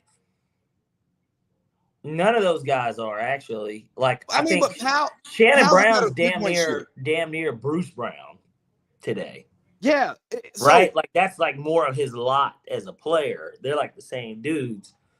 Well, Lamar Odom's a better player today. Yes. But that's why I don't like those comparisons like that, because the game is Lamar Odom's an all-star today. Well, yeah, because Lamar Odom's allowed to play point guard today on whatever team. And like Lamar, people be forgetting Clipper Lamar. Like, no, they don't forget him. They didn't see him. Yeah, well, Darius Miles, Elton Brand. Yeah, but like, Corey Maggette, fucking Lamar John in today, Livingston when he first got drafted. When he was athletic. Well, before that, horrific fucking. Yeah. But Lamar Odom today is doing what we thought Ben Simmons was going to do. He's doing some of the Giannis. He's doing some of the Giannis stuff. And I'm not talking about defensively, and I'm not saying to Giannis's level, but I'm just saying a guy that's he fits more Giannis-y, except for low-key probably a better shooter. I'd say he's a better shooter. Well, yeah, the better shooter. And he's a lefty. But I say the Ben Simmons comparison because although Ben Simmons couldn't shoot, Ben Simmons got game. You know what I mean? Like he can dribble the ball, he has a bag. Pass. You know what I'm saying? Pass. Yes. He has skills. Yeah, Giannis, he's skilled. Yes, Giannis isn't skilled. But neither of them can shoot. Well, Giannis is a better shooter than Ben Simmons, but like a more confident shooter, yes. But he's also more, dominant is such a word I don't want to use, but he's more dominant. Yeah. And like Lamar wouldn't have that physical dominance of Giannis, but his offensive production would be closer to Giannis's than Ben Simmons. Right. Yeah. Damn, Lamar. But again, we talked about this, guys that would fit in the league. Rasheed Wallace obviously would be. Oh, golly. Rasheed Wallace would be the poster boy. Him and Rashard Lewis, like those are like the poster boys for. Bro, imagine what the stretch fours. Imagine Dirk not only shoot, but like could kind of handle their own dribble. Like, yeah, Dirk. I mean, but see, Dirk's a little different too because Dirk is not somebody. He could bring it up. He's not running point in a game. Like, I trusted Rashard Lewis's handles more than a Dirk's. And Dirk is good in a half-court set handling. I'm talking about Dirk at the top of the key. Like, I'm talking about Dirk. I'm talking about Dirk in the half court. That's all I'm talking about. Okay, yeah. I ain't talking about Dirk grabbing it off the rim and running the break. No, I'm talking about just Lamar has the best handles of those type of players in that era. Yeah, I just mean like running the offense through Dirk with him as a primary ball handler. Well, it would, in a weird way, almost be not as good a ball handler. It'd be kind of Jokic-like in a weird way. Like, more scoring, less passing. Yeah, well, right. But that's what I'm saying, because Jokic brings the ball. He can bring the ball. But, like, and I'm not saying Dirk couldn't, but, like. Dirk would be getting 50 balls regularly, though. Right. And that's the biggest thing. A lot of that stuff, it'd be different today in today's game. Like, can we just take a second? Because I'm happy Dirk's in the media now. Because if Dirk wasn't in the media, I think he could go forgotten. Because, yeah, he was one of the top power forwards of all time. He's high on the scoring list. But his game wasn't loud. He wasn't a big personality, even though he's funny as hell. But, you know, you got loud KG, you got Tim Duncan, who's just better than all of them. And they'll say it. I mean, I don't disagree with that, but yeah, I just think Dirk could go forgotten. Tim Duncan he was. Tim Duncan, the difference with him will always be is kind of the Brady effect, right? Now with Brady, it got proven because of what Bill did without Brady and what Brady did. No, stop. No. I'm not trying to compare them. What I'm saying is that there was such anything. That didn't improve anything. But what I'm saying is there was such a system because even post Duncan, the Spurs won 67 games. So like we got to see it. Nobody did, though. Nobody they won 60. They went 40 and 1 at home. Nobody says that Tim Duncan's a system player. Nobody. No, I'm not saying he's a system player. I'm saying but nobody. Just like I don't think Brady's a system quarterback, but because we saw it. I didn't think that Josh McDaniels and Bill Belichick were but I'm just saying it's always because they're they're handcuffed. But there's never been that conversation around Tim Duncan. No, there hasn't been that conversation of what would he be without Pop? That's not a conversation. No, it's not. But because he played with two other Hall of Famers. But Brady and Belichick, even before they split, that was a conversation. That was never a Tim Duncan conversation. Tim's numbers were never glamorous enough. Obviously, he won 2 MVPs, but his numbers were never glamorous enough to cause that debate. Like Brady had glamorous numbers at one point in his career, because obviously it didn't start off glamorous. Right? Tim Duncan had more. The reason why Tim Duncan is going to be, for one, he was just the best power forward. But Tim Duncan he had more MVPs than his peers. He had more championships than his peers. So he was good, and he had as many, or if not more, all-stars. He had as many as Steve. But Steve, they're not peers. I'm talking about. Well, then who's his peers? You're talking about his position group. his position group. Okay. Whether you want to go power, like if you go in power forwards, he has Garnett. Yeah, he got more MVPs, more rings, more Finals MVPs. Even if you go to the centers. Well, Shaq. I mean, yeah, he's got more MVPs than Shaq, more rings than Shaq. Yeah, you're right. Yeah, he's got more rings than Shaq, but like he's not like. I don't think many people. There's not a Tim Duncan versus Shaq argument that exists, and I don't even want to make. Even if you want to look at Popovich, I mean, Shaq played with Phil, so yeah, but like the Tim Duncan, his legacy is so solid that he can disappear. And Pat Riley, so it's like Shaq don't have the coach excuse. Either. Yeah, but like I'm just saying, Tim Duncan can ride off into the sunset, and he's not forgotten. Dirk, if he rides off into the sunset, I don't know if the younger generation realizes just how cold Dirk was. I don't think they like that 2000. He's the best shooting big man of all time. That's why, which we get to the NBA Cup. I hate when people were fucking talking like, "Well, Cat's the best." No, Dirk's the best shooting big man of all time. Yeah, like Cat shit is ugly. It don't look fluid. Like he can shoot the piss out the ball, but him getting to like nigga Dirk is doing one-legged fucking fadeaways, draws. You want to talk about that NBA Cup? Yeah, let's go ahead and get into it because I know we're running a little short on time. But what did you think? Did you watch? How much of the game did you watch, if any? I watched most of it. I saw Jordan Clarkson do what they brought him in there to do. Yeah, what about Wemby? He on minute restriction, and his grandmother passed away yesterday. So, I know he had the 10 in a row, but like he was on minute restriction. So like we didn't get to see like full Wemby. I think the Spurs have something great going. I'd be shocked if they traded for Giannis. Now, obviously, you don't. Well, they obviously Castle. I think Castle is who they would want more than Harper. No, bro, you're getting. If not both, low key. No. You're gonna get their whole bench. You're getting Keldon. You're getting Vasil. You're getting one of those guards. And you're De'Aaron Fox is staying put. Or they might have to do it for money. You know what? No. If you do Vasil has a big enough contract. Like a 30. His is like 30. Yeah, so you could do Vasil, some Keldon Johnson, some Harrison Barnes, and Dylan Harper. I'm they're gonna want picks too. Yeah. I'm just talking about players like the picks. And then they're gonna send you Kuzma back to basically take Keldon Johnson's spot. And like, yeah, because they're gonna get off his money too. I'm sure. I don't know if he's on an expiring or not, but it's like that boy played some bad basketball, man. Kuzma ain't been the same without LeBron. Demi's a big fan of Kyle Kuzma. Why? She's attracted to him, but close. Let's see. Kuzma's averaging 13.5 points per game, 4.5. Oh yeah, that's great, isn't it? On 51.5% shooting. You got me over here sounding like Jim Rome. He's like, that's great. That's rich. Let's see. What's his 3-point percentage for the year? He's shooting 33% from three, what he's shot his whole career. I mean, his points is down because he averages 17 on the career, but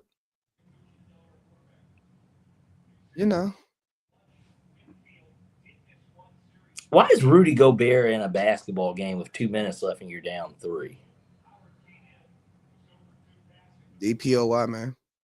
Okay. Well, I don't know what that. Did Ant and Ja play? No, neither of them is playing. Okay. Now, here's the thing. I've got Gobert's under on the rebounds, and he's 1 away. And I'm like, well, why is Nas Reed not in? Because they need defense.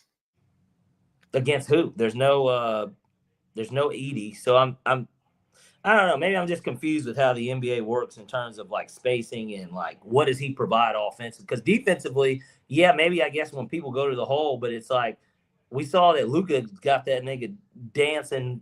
He'll have him standing still like the mannequin challenge for 1 second, and then he'll start fucking Annie, are you okay? Michael Jackson style. Like it's I don't Man, know. I look, don't understand why he's on the floor. I wouldn't want Rudy Gobert on my roster.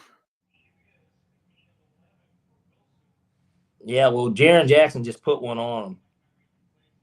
Trey Ball?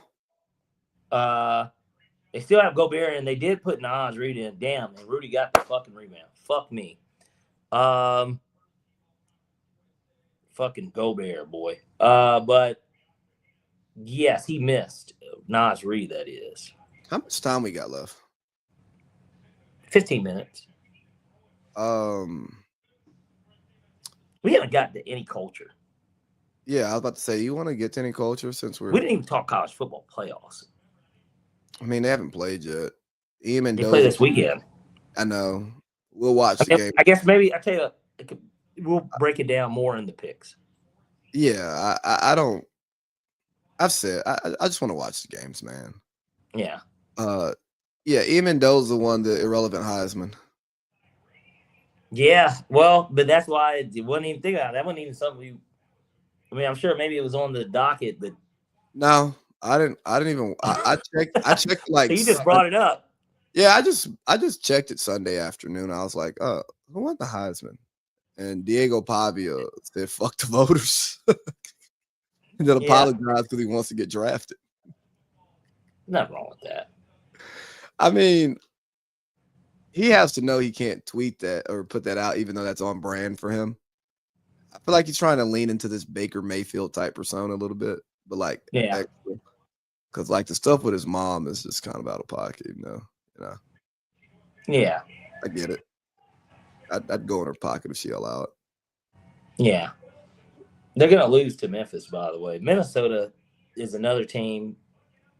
Yeah, I know we'll get into Christmas Day slate next week, but boy, I don't know what to think of them.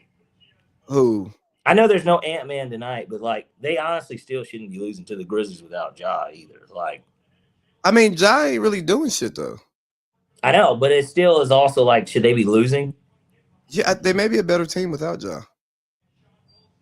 Yeah, and they kept Rudy Gobert's bitch ass in for this, and now they're going to take him out because he can't shoot threes, and they're down 8 with 40 seconds. Apparently, Diego Pavia's mom is in her late 40s, early 50s. Oh, would you smang? I mean, if she expressed interest, I'd consider it. She bangs. I mean, she's not one that I would just like walk up. She moves. She's not one I would just like walk up and talk to. But what do you want to talk about in culture, man? Well, I brought up the 21 Savage. This is real time today.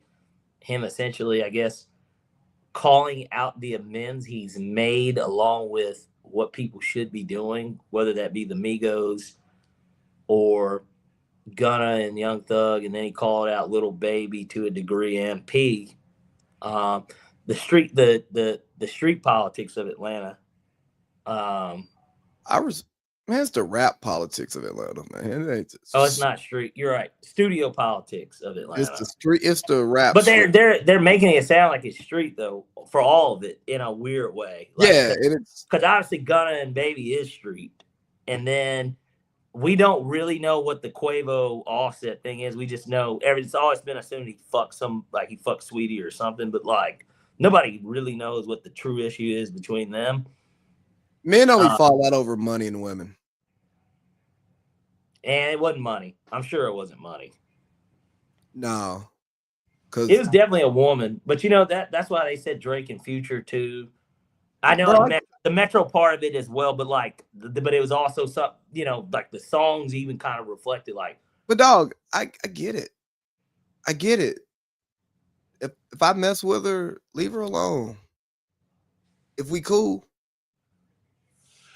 Well, why do you want to fuck her anyways? Well, she might be attractive and she may be throwing it at you because she's a skeezer. What would Pluto do? But and that's the cool thing about our friend group. I think there's a good understanding of who's touchable and who's not. Yeah. And also there's conversations if there's like any gray area.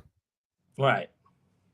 I think more guys should do that. And hey, dude, if you're going to be mad that your friend bangs a girl, even though you're not supposed to be mad because of the rules, tell your friend you're gonna feel some type of way,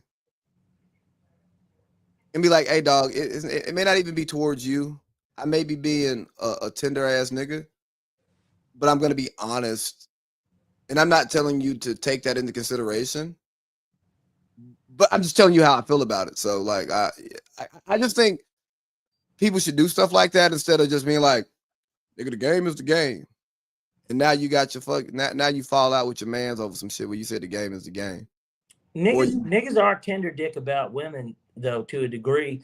I think it always depends on the relationship between them. Now, look, the world is so big to where nobody should be fucking anyone's, even at any point, side piece or whatever they are.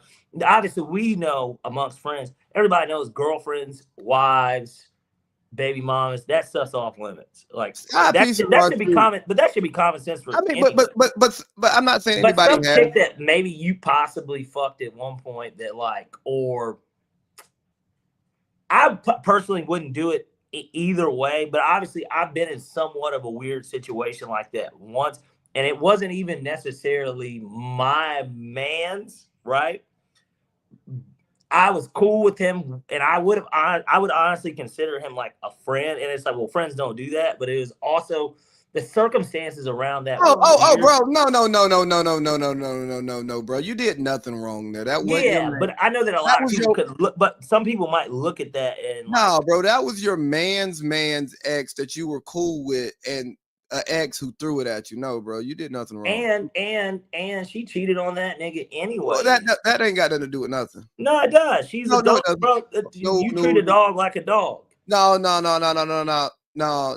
You can't do that, because then somebody could turn around and say, "Oh, you cheated on Shorty too, on Shorty." So no, but well, then they can believe that, but that isn't what happened. So no. I'm not saying in that situation. I'm saying, if you cheat on a joint, and then somebody's response to you is, well, bro, you cheated on her, so like, what do it matter? Nah, I don't think the cheating in the conversation that you're having, because you're more so talking about like a loyalty to someone else versus like, was it morally right or wrong to do this just in a vacuum? Yeah. Like, I don't think the cheating matters. Now, if you're just talking about like fucking, if you're just describing her character, then the cheating goes into that conversation. But you messing with that girl and her throwing herself at you, her cheating or not, like, you ain't do shit wrong. Like, but no, like, I agree. I'm just saying it can be looked at a certain way. Everybody likes to twist it how they want, but like, we could talk about a real situation. We'll say a couple months ago, but it wasn't that long ago. You hung out with somebody who I have a connection to, even though it's not that deep. You know what I mean? Yeah. But you still gave the heads up, like, hey, this is happening. It ain't that. I'm just letting you know, because I'm not a fuck nigga. Right. And I don't want it to look like I'm doing X, Y, Z, even though I know it's not that, and we shouldn't even have to have this conversation. But if it comes back to you that we were hanging out, that would just sound weird. Well, boy, and then the way that you painted this picture of what's Hey, let's not. No, we're not talking about anything. I'm just saying in general. Nobody knows what I'm talking about, but yeah. Yeah, that sounds like that's heard through the grapevine all the way. Oh yeah, and actually, I guess when we get off, I want to get into that a little bit deeper. But you want to update? Yeah, yeah. I mean, we got about 6 minutes here, but hold on. I think there was one thing I did want to like quickly like yell about. Go ahead. Yeah, because culture. I brought up 21. What was your culture? Oh, the Jasmine Crockett soundbite. Oh man. Like, I think it's really important for me to respond to this soundbite out of context, because I haven't listened to the whole thing, and I understand that this is probably a right-wing page trying to push a certain narrative. Yeah. But I don't think putting these words together in any situation is ever okay. Okay. So here we go. Hold on. The question is. So I had to go around the country and educate people about what immigrants do for this country, or the fact that we are a country of immigrants. Right. The fact is, ain't none of y'all trying to go and farm right now. Okay, so I'm lying. Raise your hands. You're not. We done picking cotton. We are. You can't pay us enough to find a plantation. No, that's right. So I had to. All right, so Hey, you heard the nigga in the background. I know that's right. So that was Jasmine Crockett at 125th church anniversary speaking. Jasmine Crockett is an African American congresswoman representing Texas, and she was speaking to a black crowd. Okay, and that's the problem. You can't pay us enough to pick cotton. Do I want to pick cotton? No. But am I above doing manual labor in order to make a living and to provide for myself and try to provide for my daughter? You know what I mean? Yeah. And that's the problem with so many niggas. And more importantly, these fucking hard R's that we talk about. Like, yeah, we joke about it and laugh, but it's a serious thing. If you're poor, you shouldn't be too good to do anything to make money that's not compromising your morals. And picking cotton, although there's a nasty history of black people picking cotton in this country, my nigga, if they're paying you a fair wage to go pick some cotton, go pick that cotton. Also, every immigrant that comes to this country is not a manual laborer who doesn't know shit about shit.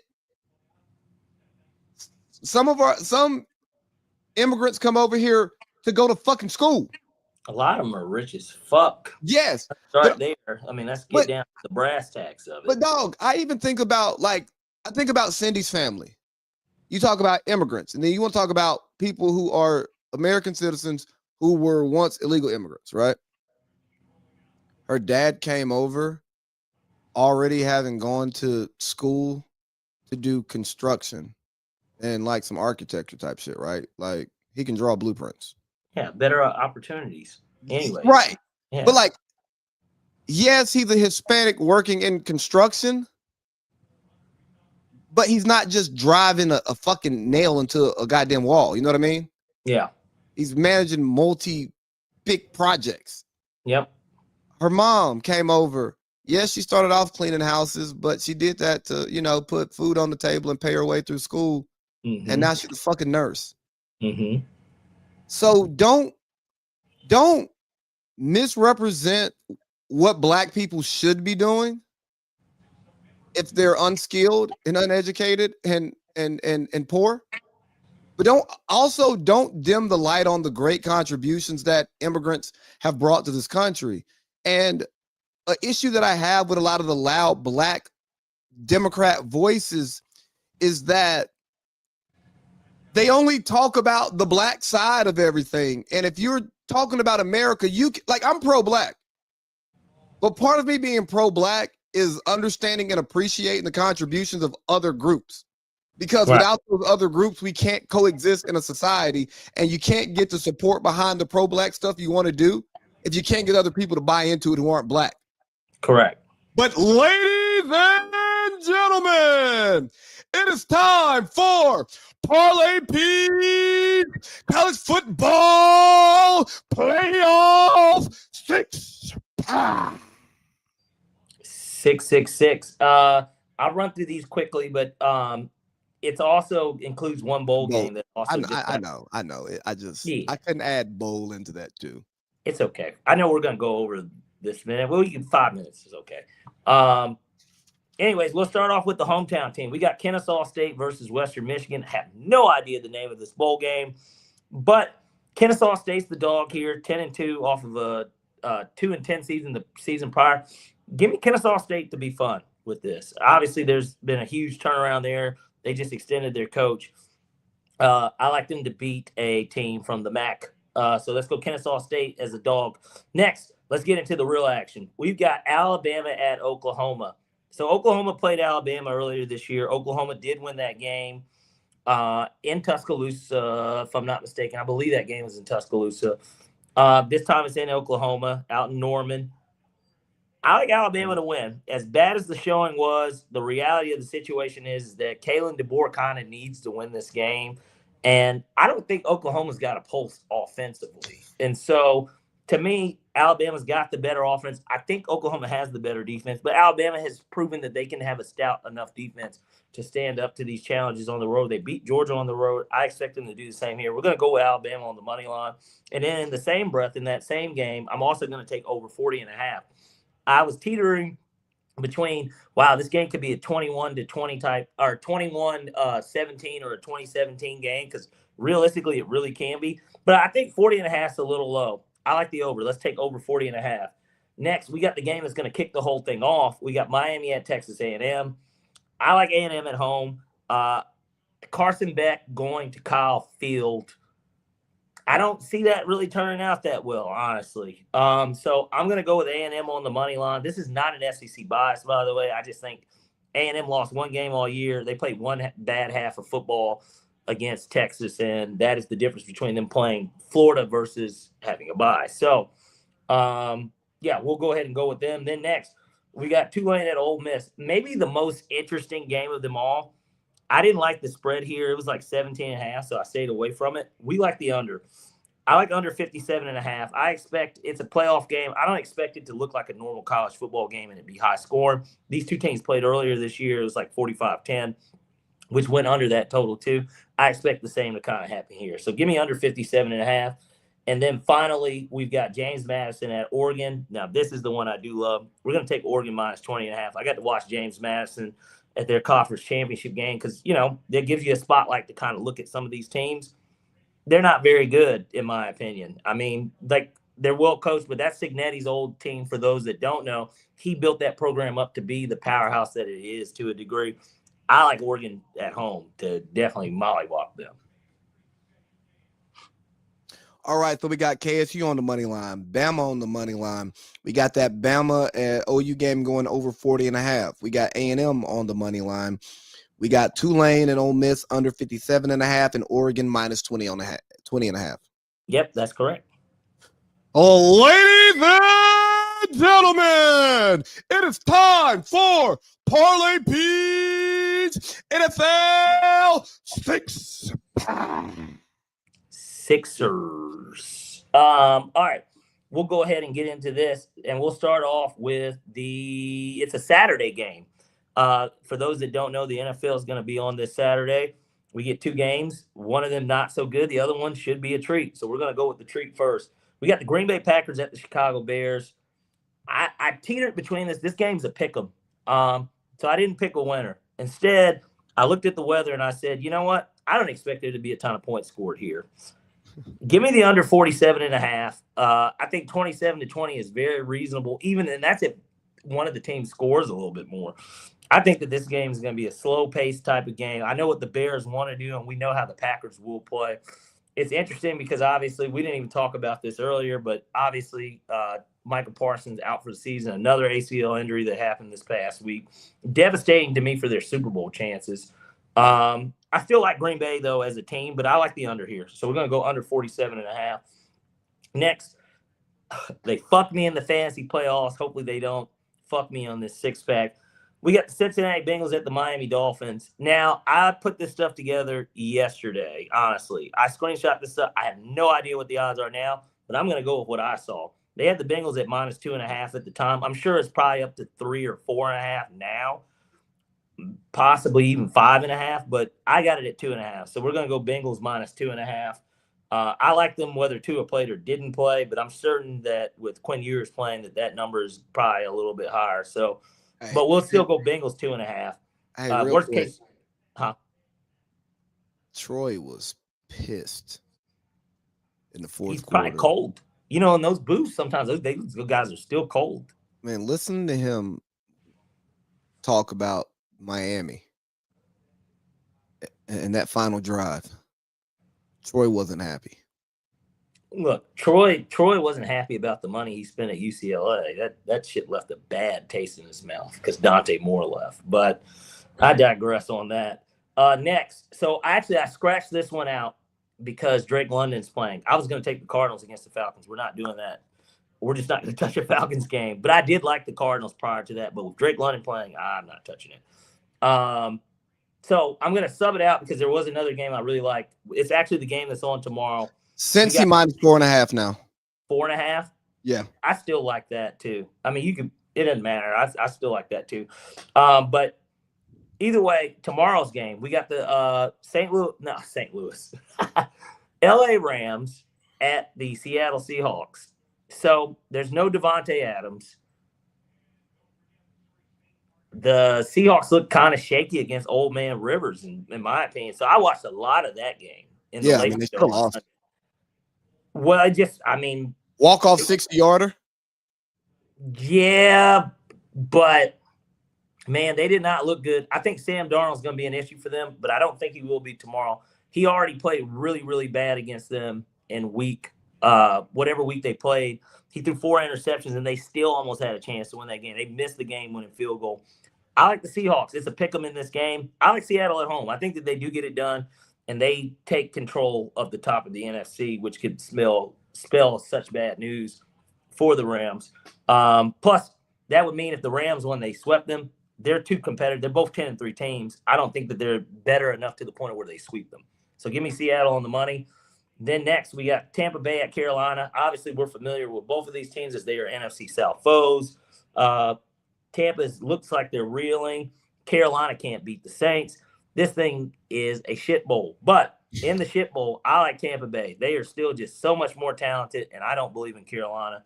Give me Tampa minus 2.5. I really expect them to cover this spread. I think that's kind of light.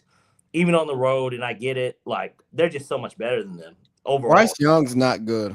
Yeah, that's what I'm saying. And I'll never understand. I'll lay the points happily against the Panthers anytime. Oh, I had a conversation today, and somebody was telling me how good Bryce Young was. I'm like, no, he's not. Yeah, at Alabama.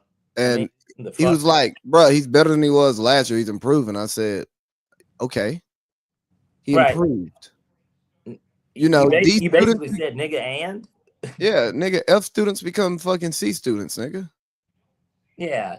Still not accepting into my university. Right. And so that's exactly why I love them at 2.5.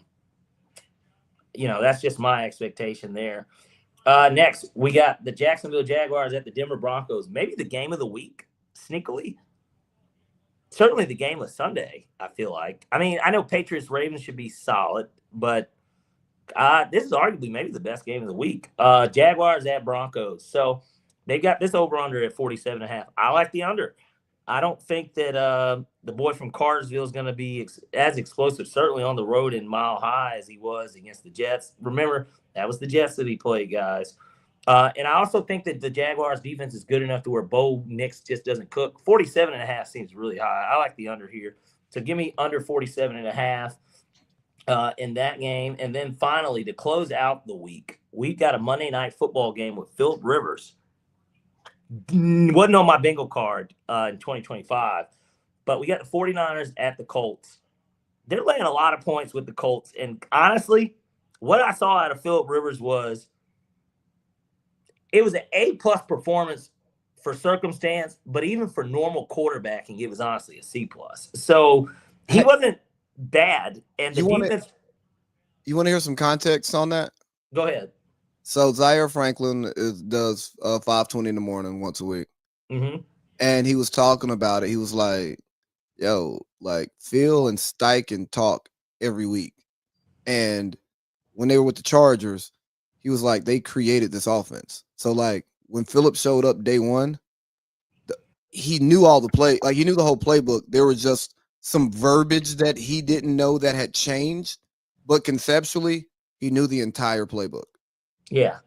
So between him creating the offense with the coach, still being able to throw a football, not being mobile, and being in constant communication with the coach because they have a great relationship, it makes sense why he came in instead of bringing in Colin Kaepernick, Shannon Sharp. Stop fucking pushing this stupid-ass lib narrative. Hey, Cam Newton. Sorry, I'm taking over this shit. Cam Newton. No, nobody's bringing you in. You don't know the offense. You have a game built on your physical abilities, not your fucking mind and your arm. We have to change too much shit for you. If AR-15 was a starter and got hurt, different conversation. But nigga, you don't know this offense. You haven't been in this locker room. And we need you to play immediately. Like this isn't a early in the season thing. This is we really need to win football games right now. Yeah, and will Steve even let you out of the deal? Ain't no telling. Well, anyway, no telling. But for the pick itself, I like the Colts plus 7.5. I think that they're giving them a lot of points at home. That's a lot. Don't you think that's a lot? Yeah. A full fucking over a touchdown, low key, like that's a lot of points. So yeah, the Colts are at home. I expect that crowd to be even more fired up. They still have a path to the playoffs. Give me the Colts plus 7.5 to finish this thing off. All right, so we got Green Bay at the Bears under 47.5. Cincy, we're taking. You took the Bengals at -2.5. That line. That's what they were at. So with the Ewers news, I still like the 4.5 too. But the Lions now at 4.5 according to ESPN Bet, and you'll take that. Or whoever ESPN gets their odds from. Seattle on the money line, Tampa Bay -2.5, Jags at Broncos under 47.5, and the Colts plus 7.5. Yeah, and I know that you like it. Or no, I like it, but I know that you love it. So that means it's time for Lee's 3. Lee's 3. All right, so I'm gonna give college football a little bit more love than I usually would. Oregon -20.5. It's sweet. Pound it. I mean, pound it. All right. I'm out of town, thugging with my rounds. That type of pound. Yeah, absolutely. Give me Bama on the money line too. I'm happy Venables got into the playoffs because he bought himself two more years, maybe 3. Yeah, Cowherd was trying to fire him when he should be worried about Kinky Link. But anyways, Bama, come on, man. Come on. And then my one NFL pick this week, give me Tampa Bay -2.5. I really like Tampa Bay -2.5. I think that the offense well, you need it. is going to come out firing on all cylinders. And Baker, Emeka Egbuka, and Mike Evans are going to have a hell of a day. Yeah. You can pick up Cade Otton, too. He's sitting out there. I wouldn't start him over Brock Bowers. Oh, yeah. Duh. Like the potential of what Brock Bowers can do, I supersedes even a great game from Cade Otton. Yeah, because I got like a 30 ball out of Brock Bowers one week. Yeah. And Parlay Pete, I'm gonna hang this up and call you. All right, let's do it. All right, dog. You have a good week now. Salutations, good people.